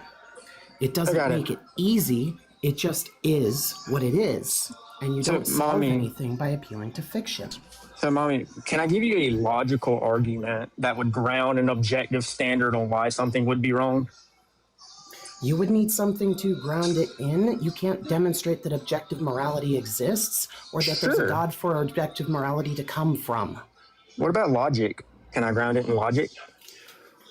The laws of logic are descriptive things that we understand about the world around us that come from people, They're objective, though. The laws of logic are objective. and they make no moral claims. Well, we can justify moral using the laws of logic. So here, P1, No, you I am a can't. rash. Like you Here- said, here, it just I'll comes give- down to preference. Our preference is that we benefit the most people and create the most happiness because we have empathy, which is a trait that is naturally selected for in humans. We can explain where it comes from and why we prefer these things, and then work to create a world where more people are satisfied under those preferences of empathy, using reason it. to find the moves that will objectively bring us toward the outcomes to So- satisfy people under that paradigm. Whereas you're just gesturing at a magic guy with all of these caveats that go against what benefits more people. Got it. So, Mommy, all I have to do is adopt a different preference and a different standard from what I want for society, and I'll be just as justified as you. So, if I want to implement the new fascist government, why am I wrong? Because it affects people besides you, and thankfully people who don't want to live under a fascist government outnumber people who do. There's Okay, no but you're not- cosmic objective morality that would make fascism or democracy or any other system of government correct. It's up to us as people to find meaning and value in the world. I know that So- makes you uncomfortable, but you need to accept that because you're not going to make any progress by just wanting there to be a fictional guy out there who hands all of your morals to you on high and has you up here making excuses for murdering babies. Got it. So, Mommy, you're not actually addressing the claim here. You're saying it's bad because humans prefer it's bad because it's bad. It's circular. It's a tautology. We're just circular. No, I'm We're just explaining to you infinitely where it comes regressing. from. I'm explaining to you where it comes from and why people base their morality on these things. We set moral goals and then we pursue those things based on, yes, our preferences. These preferences drive us toward a world that is going to be more satisfactory to more people, and it's why we can generally agree on things that trend across moral systems. But you're not going to solve any of the problems that you want to poke holes in secular morality with by appealing to a fictional wizard. It just doesn't solve any of those problems because Well, I every got problem you. Hold that on. you're trying to put onto secular morality, every single problem that you want to put onto a secular morality, we can just put onto God. Oh, I agree with you, Mommy. So what we're really talking about here is who has access to force, right? Because you want to enforce your moral system on people. I want to enforce my moral system on people. You have a certain system that you want want to use the people. wrath of God and eternal punishment, and we want to build a society that benefits people in ways we can actually measure and are tangible and are real. You're basing it on nothing, a thing you Yeah. can't So demonstrate. you're basing it well, on something too that you just made up. No, so Nick, what No, I think that I we're didn't trying make to. up empathy. Empathy and reason are things that exist within human brains. We can explain where they come from and why people prefer to live under systems that are based on these things. So we made it We up. know where they come from. We know So we made it why up. they exist, and then we just go along with what people prefer, because that's all of the only place that morality comes from is from people. So we as Got it. people need to be the ones to deal with it. Got it. And this idea So that you are just going to appeal to a God, like you're not even listening, you're just waiting for me to finish talking so that you can go, got it, it's just preferences. But dude, you are appealing to a God whose preference is just whatever makes him happy. And that's worse, because it means that even fewer people are going to be satisfied with that. It's crazy. You can't even demonstrate that the guy exists. mommy, You are living in so, an hold on. alternate fantasy land. So Nick, also, you're just arbitrarily requiring objective morality or some kind of like objective sense there, whereas we're having a different discussion of like whose worldview is better for humankind, right? Maybe you could explain to us, how is your worldview better for humans? well, I can't say it. So here's the thing. What do you mean by better here? Is it just preference? What are we talking about? What do you mean by better? You clearly don't like when we say it is competing. What is good and bad is a subjective conversation that all people are having all the time about competing ideas of what's most preferable. Mommy. What is the thing that you are appealing to that is better than that? And Mommy. why do you think that it's better? Yeah, what I'm demonstrating And my here. name is Mephi. Thank you. Yeah, man, mommy. What I'm demonstrating here is that Mephi. I'm sorry, Methy. I'm sorry. Mm-hmm. What I'm demonstrating here is that you can actually ground why Christianity is bad, other than you just don't like it. It's just your preference that this thing is bad. You can't ground Christianity because you can't demonstrate it has any truth value. I agree. Objectively ground something requires that it exists outside of human minds. And the only the place laws that of logic demonstrates morality to exist is outside of human minds. Morality doesn't exist outside of human minds. Lots of stuff does exist outside of human minds, but not morality. So, mommy, if I gave you a logical argument from the laws of logic and I ground it in that, Mephi. would you agree? It's Mephi, you dumb shit. Can you just call her by her name, Mephi? Yeah, Methy, my bad. So here, P1, I am a rational agent that observes I have free will.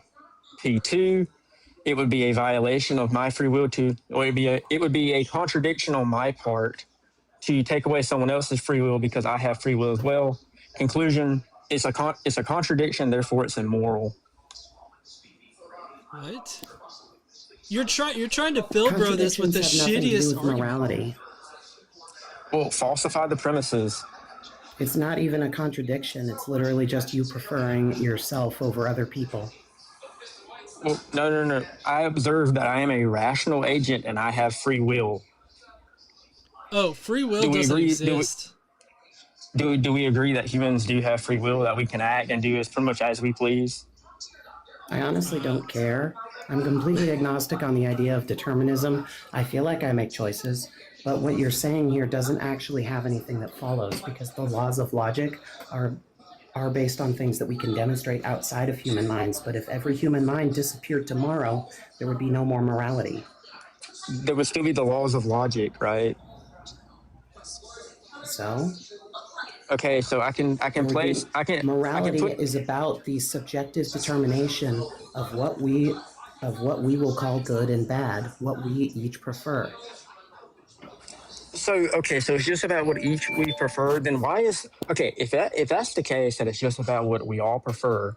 Why was anyone in history who did war, genocide, slavery? Why is any of that bad? Other than we just don't like it. Is it just bad? Is it just we don't like it? No. So there's. Yeah, we like not being harmed. We like not being harmed. Actually, we like when other people aren't harmed as well because we're empathetic creatures. It's not cosmically special that we're empathetic. It's not cosmically special that we care about other people just because it's beneficial to our survival as a species. We assign value from our own minds. That's just where morality comes from. And I know that makes you uncomfortable.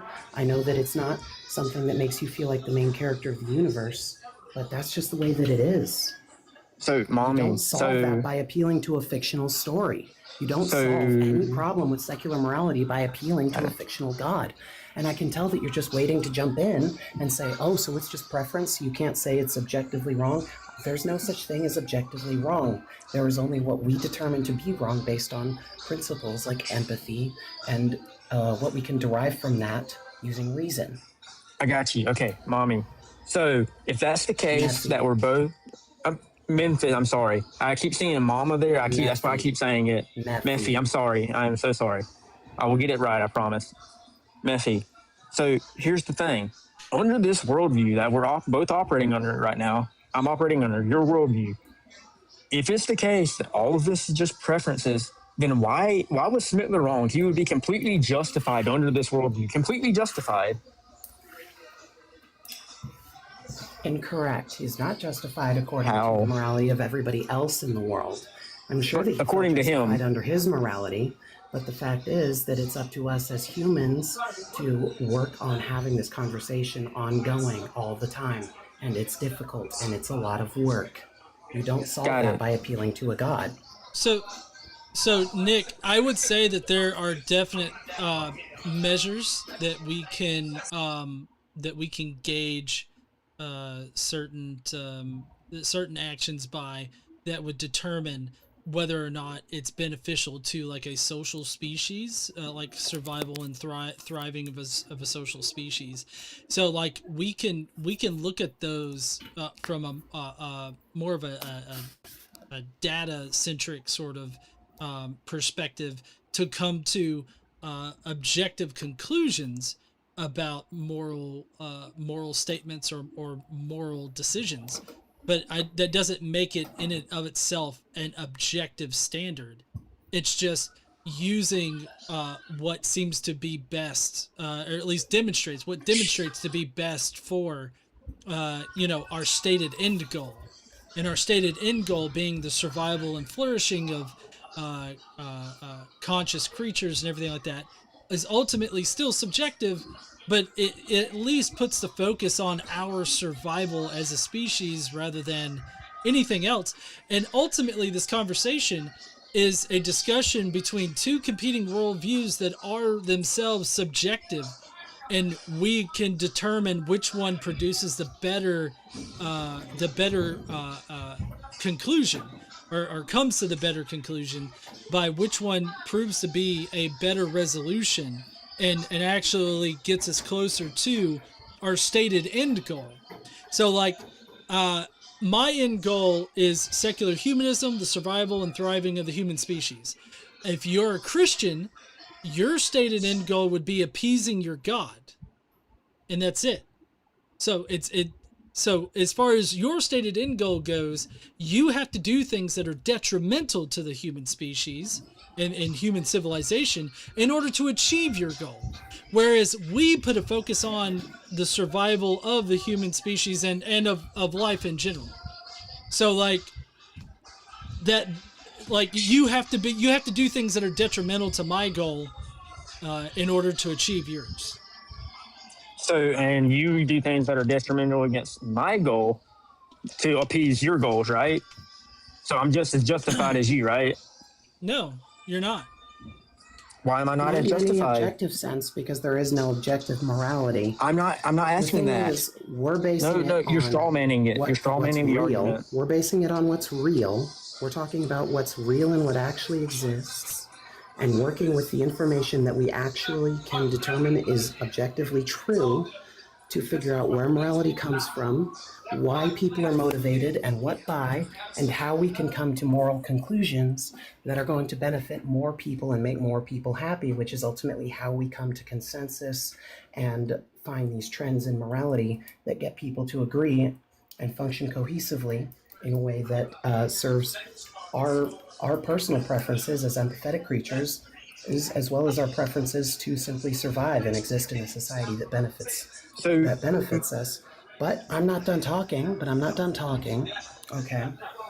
And by appealing to a God that you can't say exists and not actually defining any moral goals or finding out what objectively leads you toward your moral goal, then all you have is blind following of a being. Well, Anyway, I have to get going. I'll see you later. Yeah. Thank you, Mephi. I'll see you later. so Dallas, like I said, I'm here in good faith. I'm not trying to like get a gotcha on you or like do anything fallacious with you. You know what I'm saying? No, I Like, I feel don't, like I've been. because the way that you've been interacting is totally disingenuous. How is it disingenuous? I'm using the same exact standard that you use, which is we made it up. we made it up. We Right, literally and all that I you can said is we made justify it all up. No, and I can justify why your actions would be detrimental. Like why stabbing a baby in the face is detrimental to the end goal of caring about human beings in general. Whereas your Got it. end goal doesn't care about human beings. Got it. Why should I care about human beings? Because we're a social species, and in order for human beings to survive, you work together as a group. Evolutionarily speaking, empathy is developed in order to increase group cohesion so that we can better survive. That's just how humans survive. So, like, if you needed to base it in something like that, there you go. But I feel like the fact that I've got to explain to you why stabbing a baby in the face is bad just says more about you than it does my worldview. Well, Godless. The thing is, though, is that you have yet to demonstrate why this is morally wrong outside of you just don't like it. If it's the case that it's just you don't like it and I do, then we're both I didn't equal in say our that. value. Where did I say I don't like it? Can you point to where I said that? Dude, you're grounding this morality in a human preference. No. The only human preference I have is the flourishing of human beings, right? And That's so, a preference. no, right. That's my end goal. We both have subjective end goals, right? And then I can objectively determine how an action affects whether my progress to that end goal. So, like the actual decision of stabbing a baby in the face is wrong, that can be objective while still operating within a subjective space. Wait. Now we're at P and not P. It either is objective or it's subjective. So now we're in a contradiction. No. We're not in a contradiction because you're mixing two things up. I'm objectively coming to a conclusion within a subjective space. So the subjective space being my stated end goal. I can be objective about my conclusion for, any moral decision, right? I can be objective about that. So like you can't how? I've already grounded it through human well-being, the stuff, the empathy of evolution. Though. Neither of those are subjective. Neither of those are subjective. Yes, it is. Does empathy require a mind? Empathy requires a mind, but it's not subjective that empathy is important to the survival of social. It would be subjective. No, if it requires a mind, it would have to fall into subjectivity. I'm sorry, Nick. Follow me if you want to bother me more later on. But we were going nowhere. We were going around in a circle. We were up shit creek with one paddle at that point. Listen, you could come to objective conclusions even though you have a subjectively stated end goal. Right? So me coming to the conclusion that it's bad to stab a baby in the face flies in the face of you being unable to do it. The fact that your worldview does not place human well-being as its paramount is why my worldview is better than yours, or why my way of coming to a conclusion, a moral conclusion, is far better, because I can unequivocally say that yes, it's bad to stab a baby in the face, and it like I don't understand why I would need to like justify it in any kind of way. Like that's just that. I mean, I guess at that point it would be kind of a tautology. I shouldn't need to tell you or explain to you the benefit of not stabbing a baby in the face. I also just fucking loathe the fucking Phil Bros. Oh man. Okay. We got 88 coming up. What's hey there, up? 88. Hey, have you found your brother and tried to procreate by having gay sex with him yet? I wasn't even going to talk about that. Are you sure? Yeah, I was going to talk about the last guy. So you are right that your moral or your worldview is subjective. My worldview is subjective.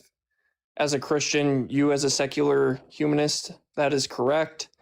But then when you talk about human flourishing, though, and that's your end goal, that is a subjective end goal, because human flourishing can be defined in so many different ways of what people think human flourishing looks like. That is correct.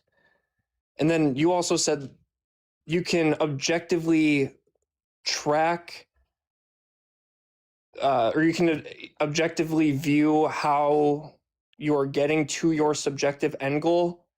So, for example, if you want people to have bodily autonomy, and today there's 1 million people with bodily autonomy, and tomorrow there's 2 million people with bodily autonomy. Okay, yeah, you've objectively shown that 1 million people gain bodily autonomy to your subjective goal of human flourishing.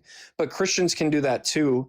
So, for example, if Christians' hypothetical end goal is to have less murders in society, and there was 1,000 today and 500 the next day, well, that is an objective goal that they have reached to their subjective end goal. That's not true, because the more religious a nation is, the higher the violent crime rate is. So it was a hypothetical. Okay, well, I was basing mine in reality, not in whatever works for my narrative. Well, whatever example I could use, an ABs, for example. If a Christian's subjective goal is to end or limit ABs, and there was 1 million this year and 500 next year, then it's objectively measured that they decreased ABs for their subjective end goal. No, so that's not a measure of anything good. Like, I think that the more, in fact, actual studies that have been done on this show that the more widespread access to sexual health procedures, as well as programs and organizations, resources is what I was thinking of.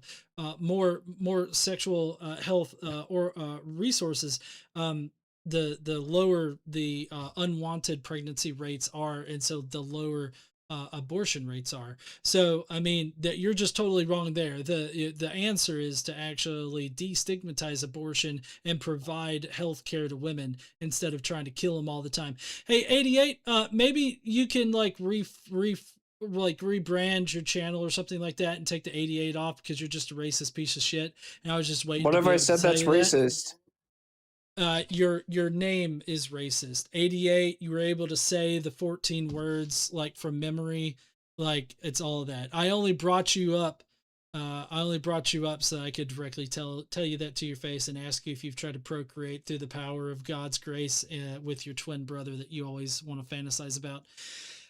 Both boxes are open if anybody. Oh no, I got hit with bullying yet again. Not again. Goddamn TikTok. You're trying to tell me that I get hit with a bullying notice because I talk shit to a racist? That's fucked up. You talk shit to a racist. Now we're going to slap you. Don't worry about it, Strawberry. It's okay. It happens to me all the time. It happens just constantly. And I think that, and I know Boma in the chat there, she got hit with something the other night. I think I was asleep when it actually happened, because I woke up and she was on her other account, and I was like, "Oh shit, what happened?"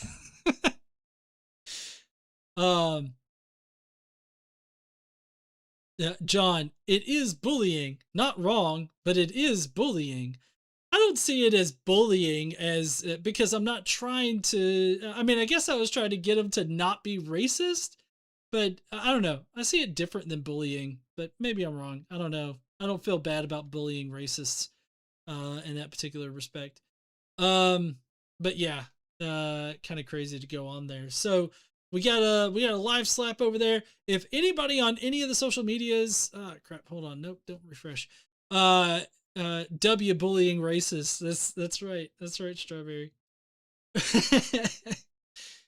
But if anybody would like to come up and challenge me, so I'm saying today on my list is Jesus didn't exist, creationism is false, the Bible is abusive, and the Punisher is better than Jesus. Oh, I still got his fucking name up on my screen. Second. There you go. Yeah, Sir Jack has a good point. Bullying is undeserving. He totally deserved it. Yeah. Tickety-tockety is the worst. So I had a lot of fun ripping Ken Ham apart today. That was my first live slap for bullying and harassment. Apparently, I was bullying and harassing Ken Ham through a response video, and then we had Nick come up, who was not wanting to listen, and now you know, the racist guy is not wanting, didn't care to have him there. But yeah, so hey there, Jaden, how you doing? So I do have a lot of great things that are going to be coming up here soon. Of course, we've got the Rocket City Reason Conference. There is going to be a slight change to the lineup there, and it's a little bit of a bad one. We're actually not going to be able to have Erica Gutsick Gibbon speaking, but we will have Forrest Valkai. Forrest is definitely going to be there. We'll just have to figure out something to do as far as Erica not being able to show up. It's not that she doesn't want to. She totally wants to. We're trying to make it happen, but I don't think that it's going to work out. Some stuff came up for her. So, but there's that. Here, I'm going to try to have it done by next week. I think I've got the weekend to kind of get it done. Jakendar, yeah, Erica's fine. Like, she's doing good. It's a good reason for her to miss it, but you know, it's not my like information to give as far as why she can't go. How dare you not tolerate the intolerable? But I do have my apps that are going to be coming out. So there's 2 apps that I've been developing.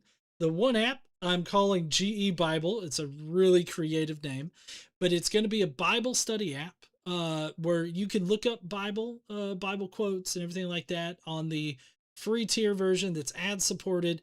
You're going to be able to look up stuff. You're going to also be able to have some good cross-reference stuff to really help you out in you know, debating, or if you're researching for a debate or something like that. It's going to be a very valuable resource for that. But I'm also going to have Patreon tiers where you can get more and more access. You could call it the Bibble. Yeah, hell yeah, that's amazing. So I've got that, right? And then the second app that I got coming up is called Lemma. Lemma is a companion app to the GE Bible. Lemma is the interlinear part of the Bible. It's coming. I'm putting this together. It's going to have a free tier. You're also going to have access. If you do it through Patreon, you're going to have access to a lot of great resources. Like there's a learning, like if you wanted to learn how to speak like Greek or Hebrew, I'm going to have learning. No, Lemma, Lemma. There, Earl. It's Lemma. But you're going to be able to learn in that particular respect. It's going to have a lot of cross-referencing shit in there too.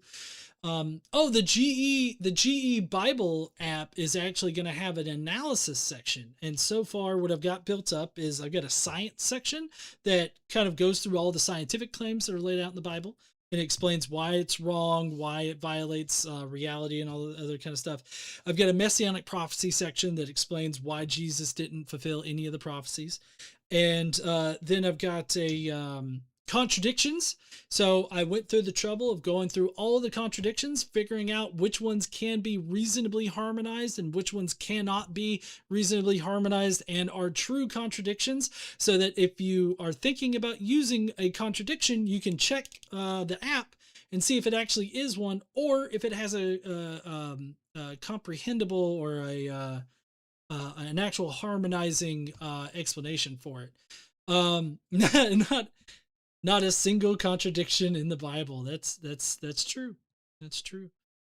I want to learn ancient Hebrew like the snake. Let me check video. Nobody on Video Ninja. If you're on Facebook, Instagram, or on YouTube, you just hit up those links that are pinned for ge.hop.to/talk to me, and you'll be able to get in touch with me. I've got time for maybe one more person to get up here that's not a racist bigot. But there's that. So I've got those 2 apps that are coming out. It's gonna be great. I've got a lot of things. Like I've got abusive Bible teachings and all that kind of stuff. So I got those apps that are gonna be coming out soon. Let's see. Have you spoken to a woman named Geraldine yet? She thinks Eve fucked a snake, and I'm not kidding. Yeah, Lathe, you were here on my live when she said that. You turned on your camera and gave her the crazy look of like, bitch, what? Jaden says, can I come and hang out? I have an interesting idea I'd like to share with you. Sure. Go ahead. You feel free to come up. I don't have anybody in the request box, so. Gold coin? I'm not sure what that means.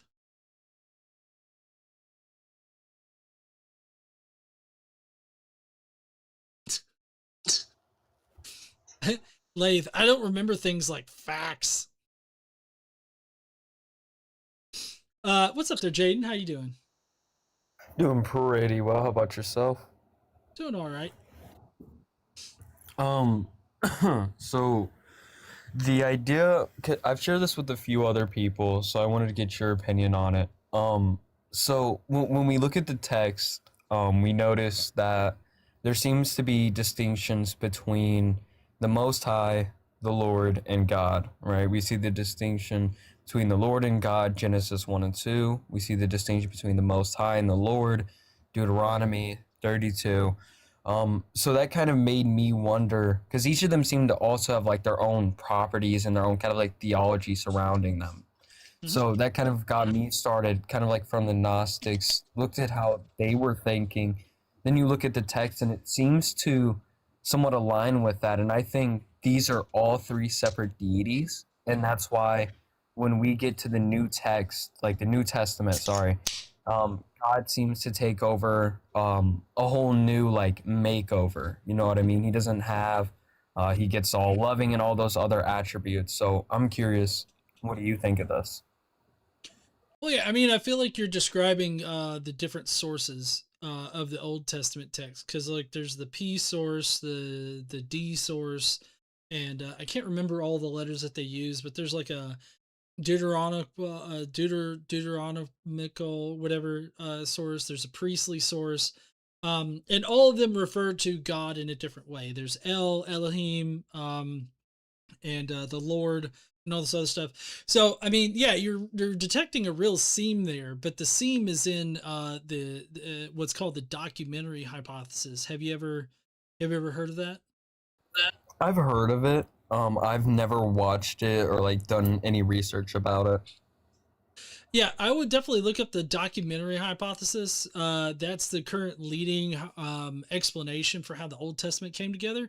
And it essentially paints this picture of different editors that are editing together different texts about the same sort of like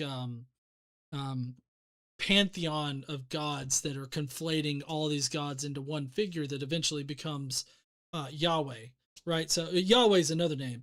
And so like, you're detecting a real thing there, and I would say that the documentary hypothesis is where you're going to want to look.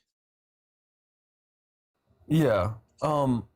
I think like my only distinction is going to be that I'm taking God to actually be its own entity. I don't think, at least within the text, it may be historically false. At least within the text, it doesn't seem to be that there's a conjunction between Yahweh and this God figure, right? And then my understanding of the word, the Greek word there, theos, however the fuck you pronounce it, seems to have a wide variety of meanings, right? What verse can I see this in? For God. Well, yeah, the specific the theos word that you're talking about. Theos. Theos, yeah. Yeah, so my understanding is when God is being said, for the Greek, the word that's there is theos. I put it in the comments. Right, I got you. But okay, so you're talking about the Septuagint then, huh? Mm-hmm. Okay.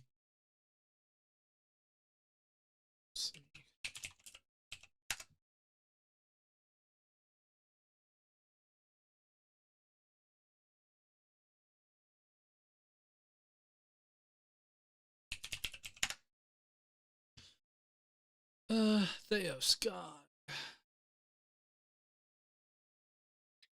Gotta clear up that page before it goes live. God, Theos. It's Strong's Greek 2316. You got 6 main tenses. It's used 1,300 times. A god or goddess, a general name of deity or divinities, the Godhead or Trinity, God the Father, the first person of the Trinity, Christ the Son. Looks like it can mean all of them. Spoken of the only and true God. Okay. So, sorry. Oh, that's really weird. In the Strong's 1890 lexicon, they did the gloss as exceeding, which is kind of weird. So anyways, sorry. What were you saying about this word? I was saying, it seems to have a multitude of meanings, right? Like it has a very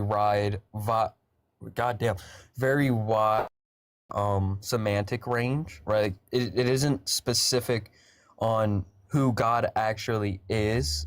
You know what I mean? Like it isn't saying, like how when we see the Lord, it says it translates over to Yahweh.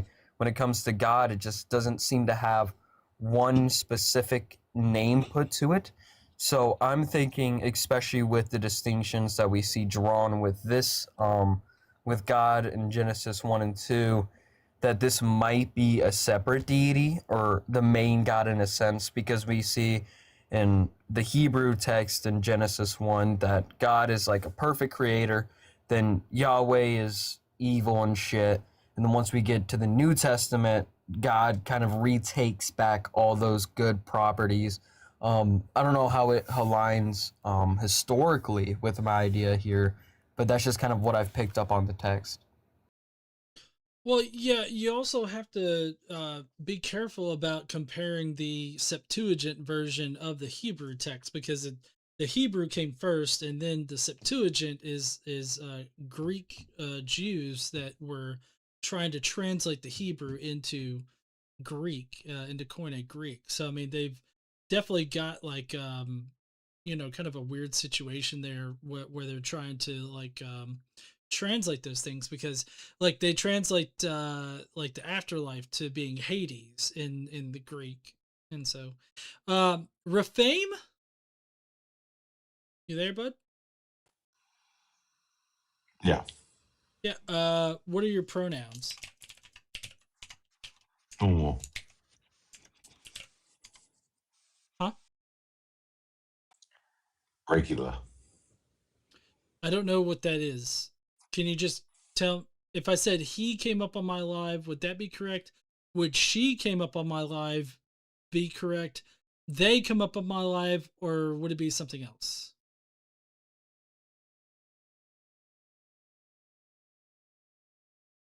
Whenever you go on Teacup, like whenever you're off the app, we can't hear you.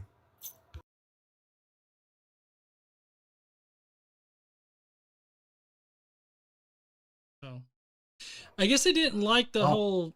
Oh wait, there we go. Oh wait. Rafame, you there? Oh, you lost signal.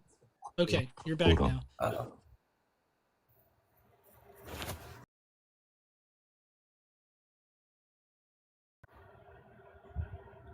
So what are your pronouns? If I said he came on the panel, would that be accurate?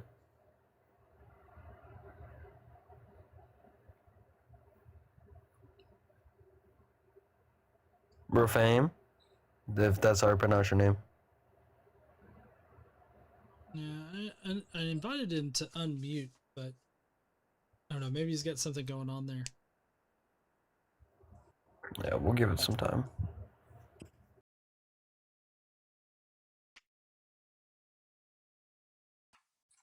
Yes, sure. That would be the right pronoun. Sorry, I just had to Okay. get somewhere. Can you hear me good? Yep, I got you. And then what are you over 18? I am very much over 18. Uncomfortably more than 18. All right. And then what flavor of religious believer are you? I'm Christian. Okay. Cool. All right. So, what would you like to talk about? Yeah, so like as I said in the comments, Jaden was like talking about a kind of weird like a weird confluence of like different ideas of deity in the Hebrew Bible. But what he was saying wasn't making like a great deal of sense. So I would ask Jaden to be a little bit more transparent and clear about what he's talking about, the different Hebrew Bible conceptions of deity. Yeah. So when we look at the biblical verse Deuteronomy 32:8 and 9, we see the Most High, which if we go to the historical context of this, the Most High is Elohim, or El Elyon. I don't know which one it translates to for the Hebrew, but that's a high god in a Canaanite pantheon where Yahweh originates from, and we see that. But hold on. Text, Isn't it plural? Elohim is plural in Hebrew. Yeah, I don't know. Well, so typically the "im" on the end does indicate plurality, but in the special case of God, it can mean either multiple or singular. Okay, so in this case, in Deuteronomy 32:8, like what drives us to choose the different interpretations between singular or plural?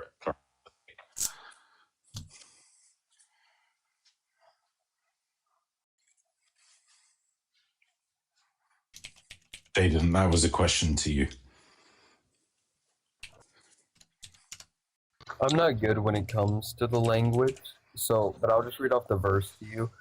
When the Most High appointed the nations, when he divided humankind, he fixed the boundaries of the people according to the number of gods. The Lord's own portion was his people, Jacob his allotted share. So all that my point is from this is that this Most High character is clearly distinct from the Lord, and the Lord is typically Yahweh. And what is the Hebrew word for the Most High here? Okay, so like, why are you quoting the Masoretic when your argument is much better served by the Septuagint or the DSS? No, I mean the Septuagint. Going back to the original text is actually better. What verse is it again, there, Jaden? Deuteronomy 32:8 and 9. 8. Yeah, where there's the famous discrepancy with the LXX and the DSS. So, like, Jaden, are you quoting the Masoretic to make your point? I'm using a multitude of things, to be honest with you. I'm not... Okay. No. So talk me through the multitude, which gives you this interpretation. Hold on. So the Most High is Elim. Elyon. Elim. Yeah. Does it spell Elyon? Mm-hmm. Elyon.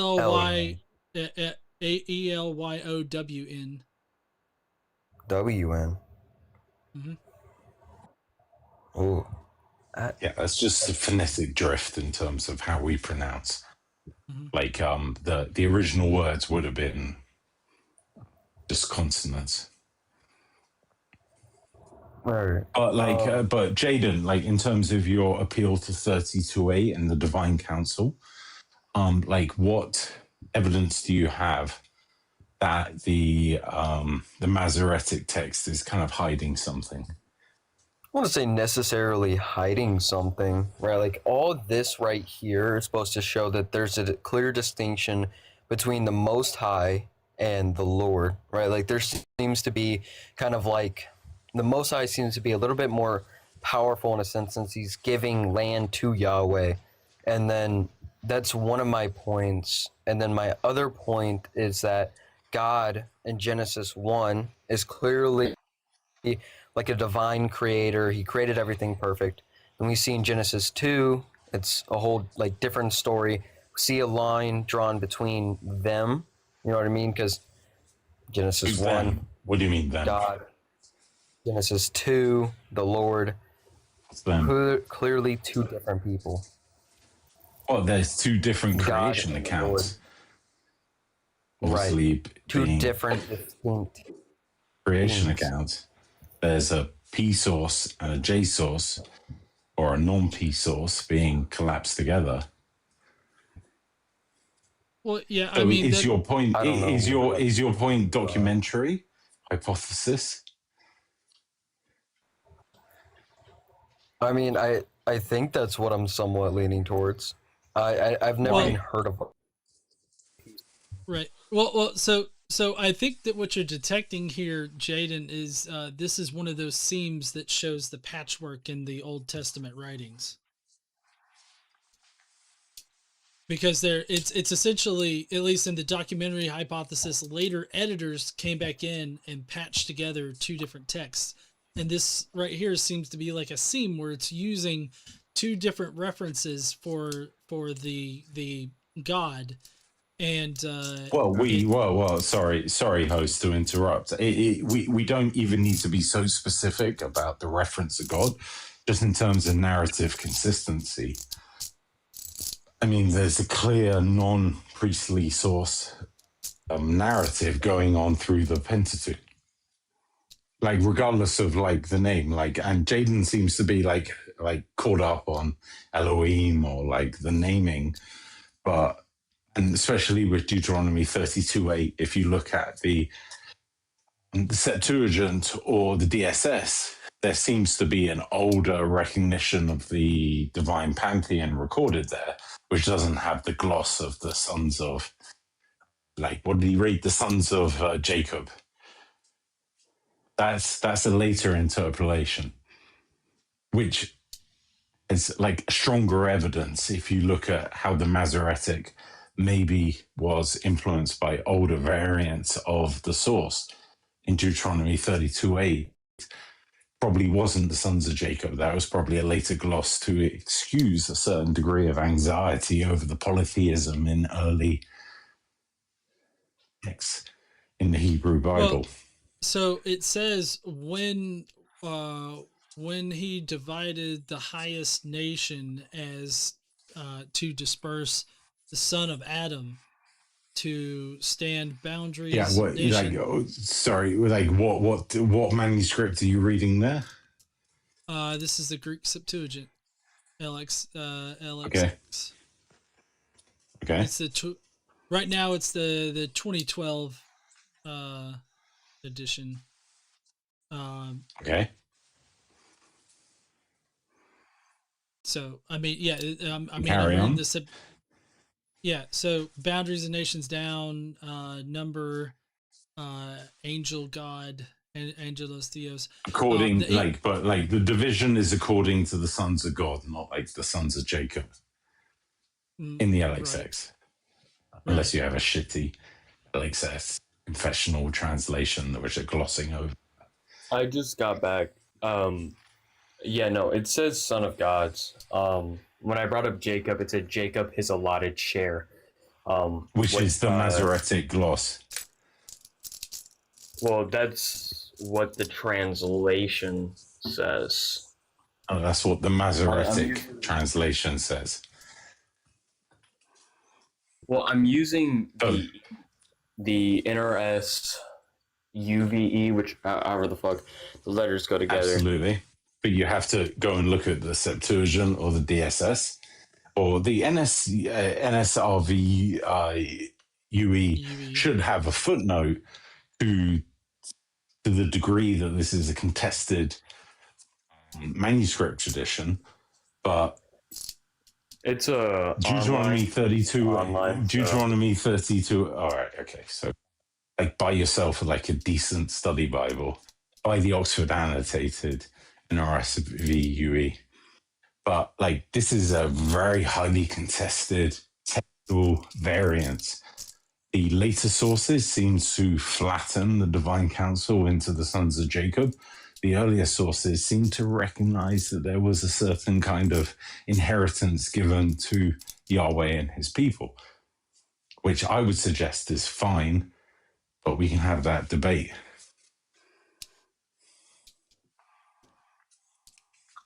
Yeah, I mean, the only reason I bring that up is to show that there's definitely a line drawn between who the Lord is and who the Most High is. That's the only point I'm bringing up. Who drew that line? Well, I don't know the fucking writer. It would just be the text.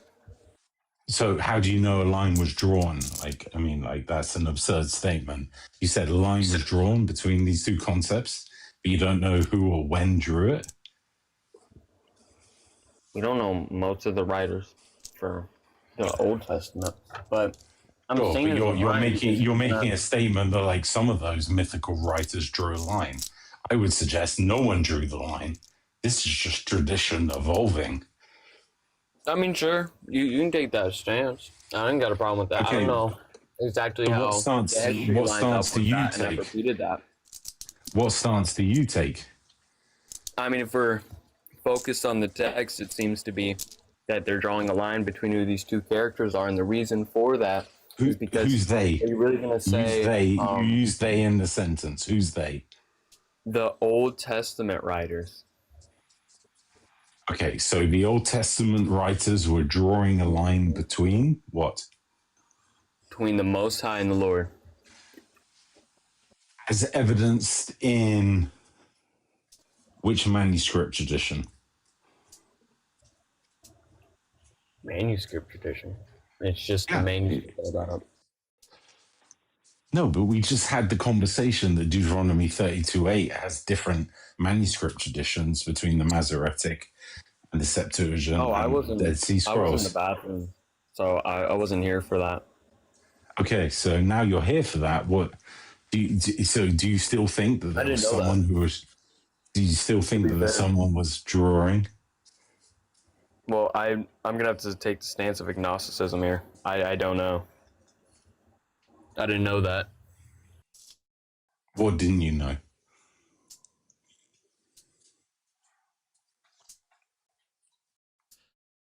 Okay, well, so hold up. For one thing, so I mean, I'm maintaining that this is a seam in the editing together of the different sources that comprise things, and so that's why you have the different names for the Lord in this particular situation. I would argue it's not a seam but a gloss. I think it was something that was perfectly acceptable in a certain period of time, and in a later period of time, it was unacceptable. So it got changed. So you don't think that this is a difference between the two different, two different sources, that like the P source or the J source or something? Yeah, no, I don't think the P source or J source distinction survives into Deuteronomy 32:8. No. Okay. I'm not exactly I'm not exactly sure where the seams are in the Old Testament. I just know that one of the defining characteristics of the different authors is that they refer to God in different ways. And so what do you mean different ways? Different names? Yes, they use different names. J source, they call it J source because it uses Jehovah. P source. They didn't call it Jehovah. It's Yahwistic. The Y in German is a J sound, so it's J. Yahwistic versus priestly versus Elohistic versus Deuteronomistic. Okay. Over the last 20 years, there's been a great deal of debate and contention over like what resolution we can actually truly unpick non-priestly into Yahwistic or Elohistic, and the kind of modern, the neo-documentary hypothesis as put forth by Joel Baden, I believe Yale, is that fine, we can absolutely define a priestly layer, and then there's a non-priestly layer. That non-priestly layer actually has taxonomy that's up for grabs. But Deuteronomy 32:8 doesn't even enter into any kind of discussion between P, J, E, D, or H. Okay. So it's a kind of weird thing to bring up without much support, as Jaden was doing his best to just recite the classic line that Deuteronomy 32:8 implies divine counsel. But I think like we need a little bit more precision in what we're talking about. Don't you agree, Jaden? Oh yeah, definitely. This is just kind of an idea that sprouted in my mind. Like I wasn't trying to argue for it or anything. It's just an idea I had. I mean, there What's your probably idea? is a way. I've already explained it. Like this whole conversation, we've been kind of having a back and forth about my idea here. No, you haven't explained your idea. So independent of Deuteronomy 32:8, what's your idea? Yeah, I think the Most High, the Lord, and God are all three separate deities. Why? That's been my whole idea. Okay, fine. Why? Under what evidence? Yeah, for the Most High and the Lord, I refer to Deuteronomy 32, and then Genesis 1 and 2, I refer to God and the distinction between the Lord there. And for God as well, the Lord doesn't take on the same properties that we see within the New Testament, right? Like when we look at God in the New Testament, it's like all powerful and all that other nonsense. Oh, well, we're a long way from you. You're talking about like I know. You're talking about textual differences between Genesis 1 and 2. Then you want to jump to the New Testament. So like let's stay Genesis 1, Genesis 2. What contradictions and like what differences of explanation do we see in the conception of between Genesis 1, Genesis 2? The creation, and as well as just how the text is treating it, right? Like it seems to be Genesis 1 already has humans, already has animals, but once we get to Genesis 2, Adam's created, Eve is created. It's two whole different stories. Yeah, but Genesis 1 has the account of the creation of humans.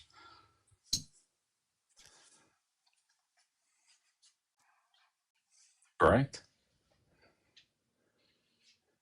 I think, Genesis 1 would have creation of humans, but Genesis 2 also has creation of humans. It's the two different. Exactly. So stories. what's different of what Genesis 2 is doing?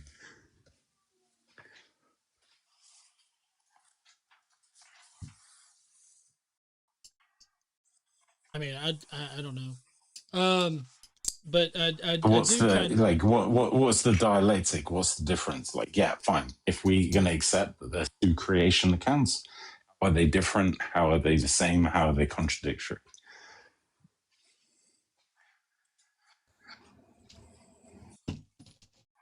Sorry, what?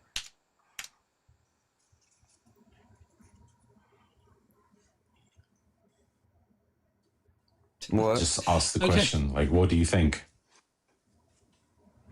Well, what am I being asked? Do I have to say it again? I was off the app. I can't hear anything once I'm off the app. Good for you. Yeah, I have to update it. You had to update it. Yeah, it's fucking... excuse. It's not.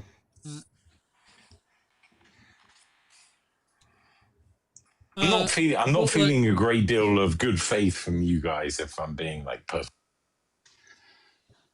Oh, okay. Well, if you don't think we're being good faith, then there's no point in us continuing. I was just kind of getting bored of the conversation, to be quite honest. Rafay, maybe we can have a discussion some other time on something if you want to follow me or something like that. But you know, it's whatever. Yeah, Jaden, I guess I can't really give you a good explanation for your question as far as like what the difference is there. Carrie, I was flicking a fidget toy. Sorry, that was my bad. But anyways, Well, Rafame, I think that we need to focus on in those situations, like trying to be informative instead of getting a quick win over somebody is what I would say. But anyways, that's going to be it for me today. I'm going to try to get, my apps up to snuff and everything like that. But I do have some things to kind of take care of before I got to go and get an MRI for my shoulder. Jaden, thanks for coming up and having the conversation. I really appreciate that. Always. Great seeing you, dude. Yeah, you too. All right, I'll talk to you later, okay? Yep. All right. Well, that's going to be it for me today. Good 2.5 hours in. Let me see. Boom. Boom. Okay. Trying to get all that. All right. So, we're going to go out with a don't forget to stand up and use your voices every day.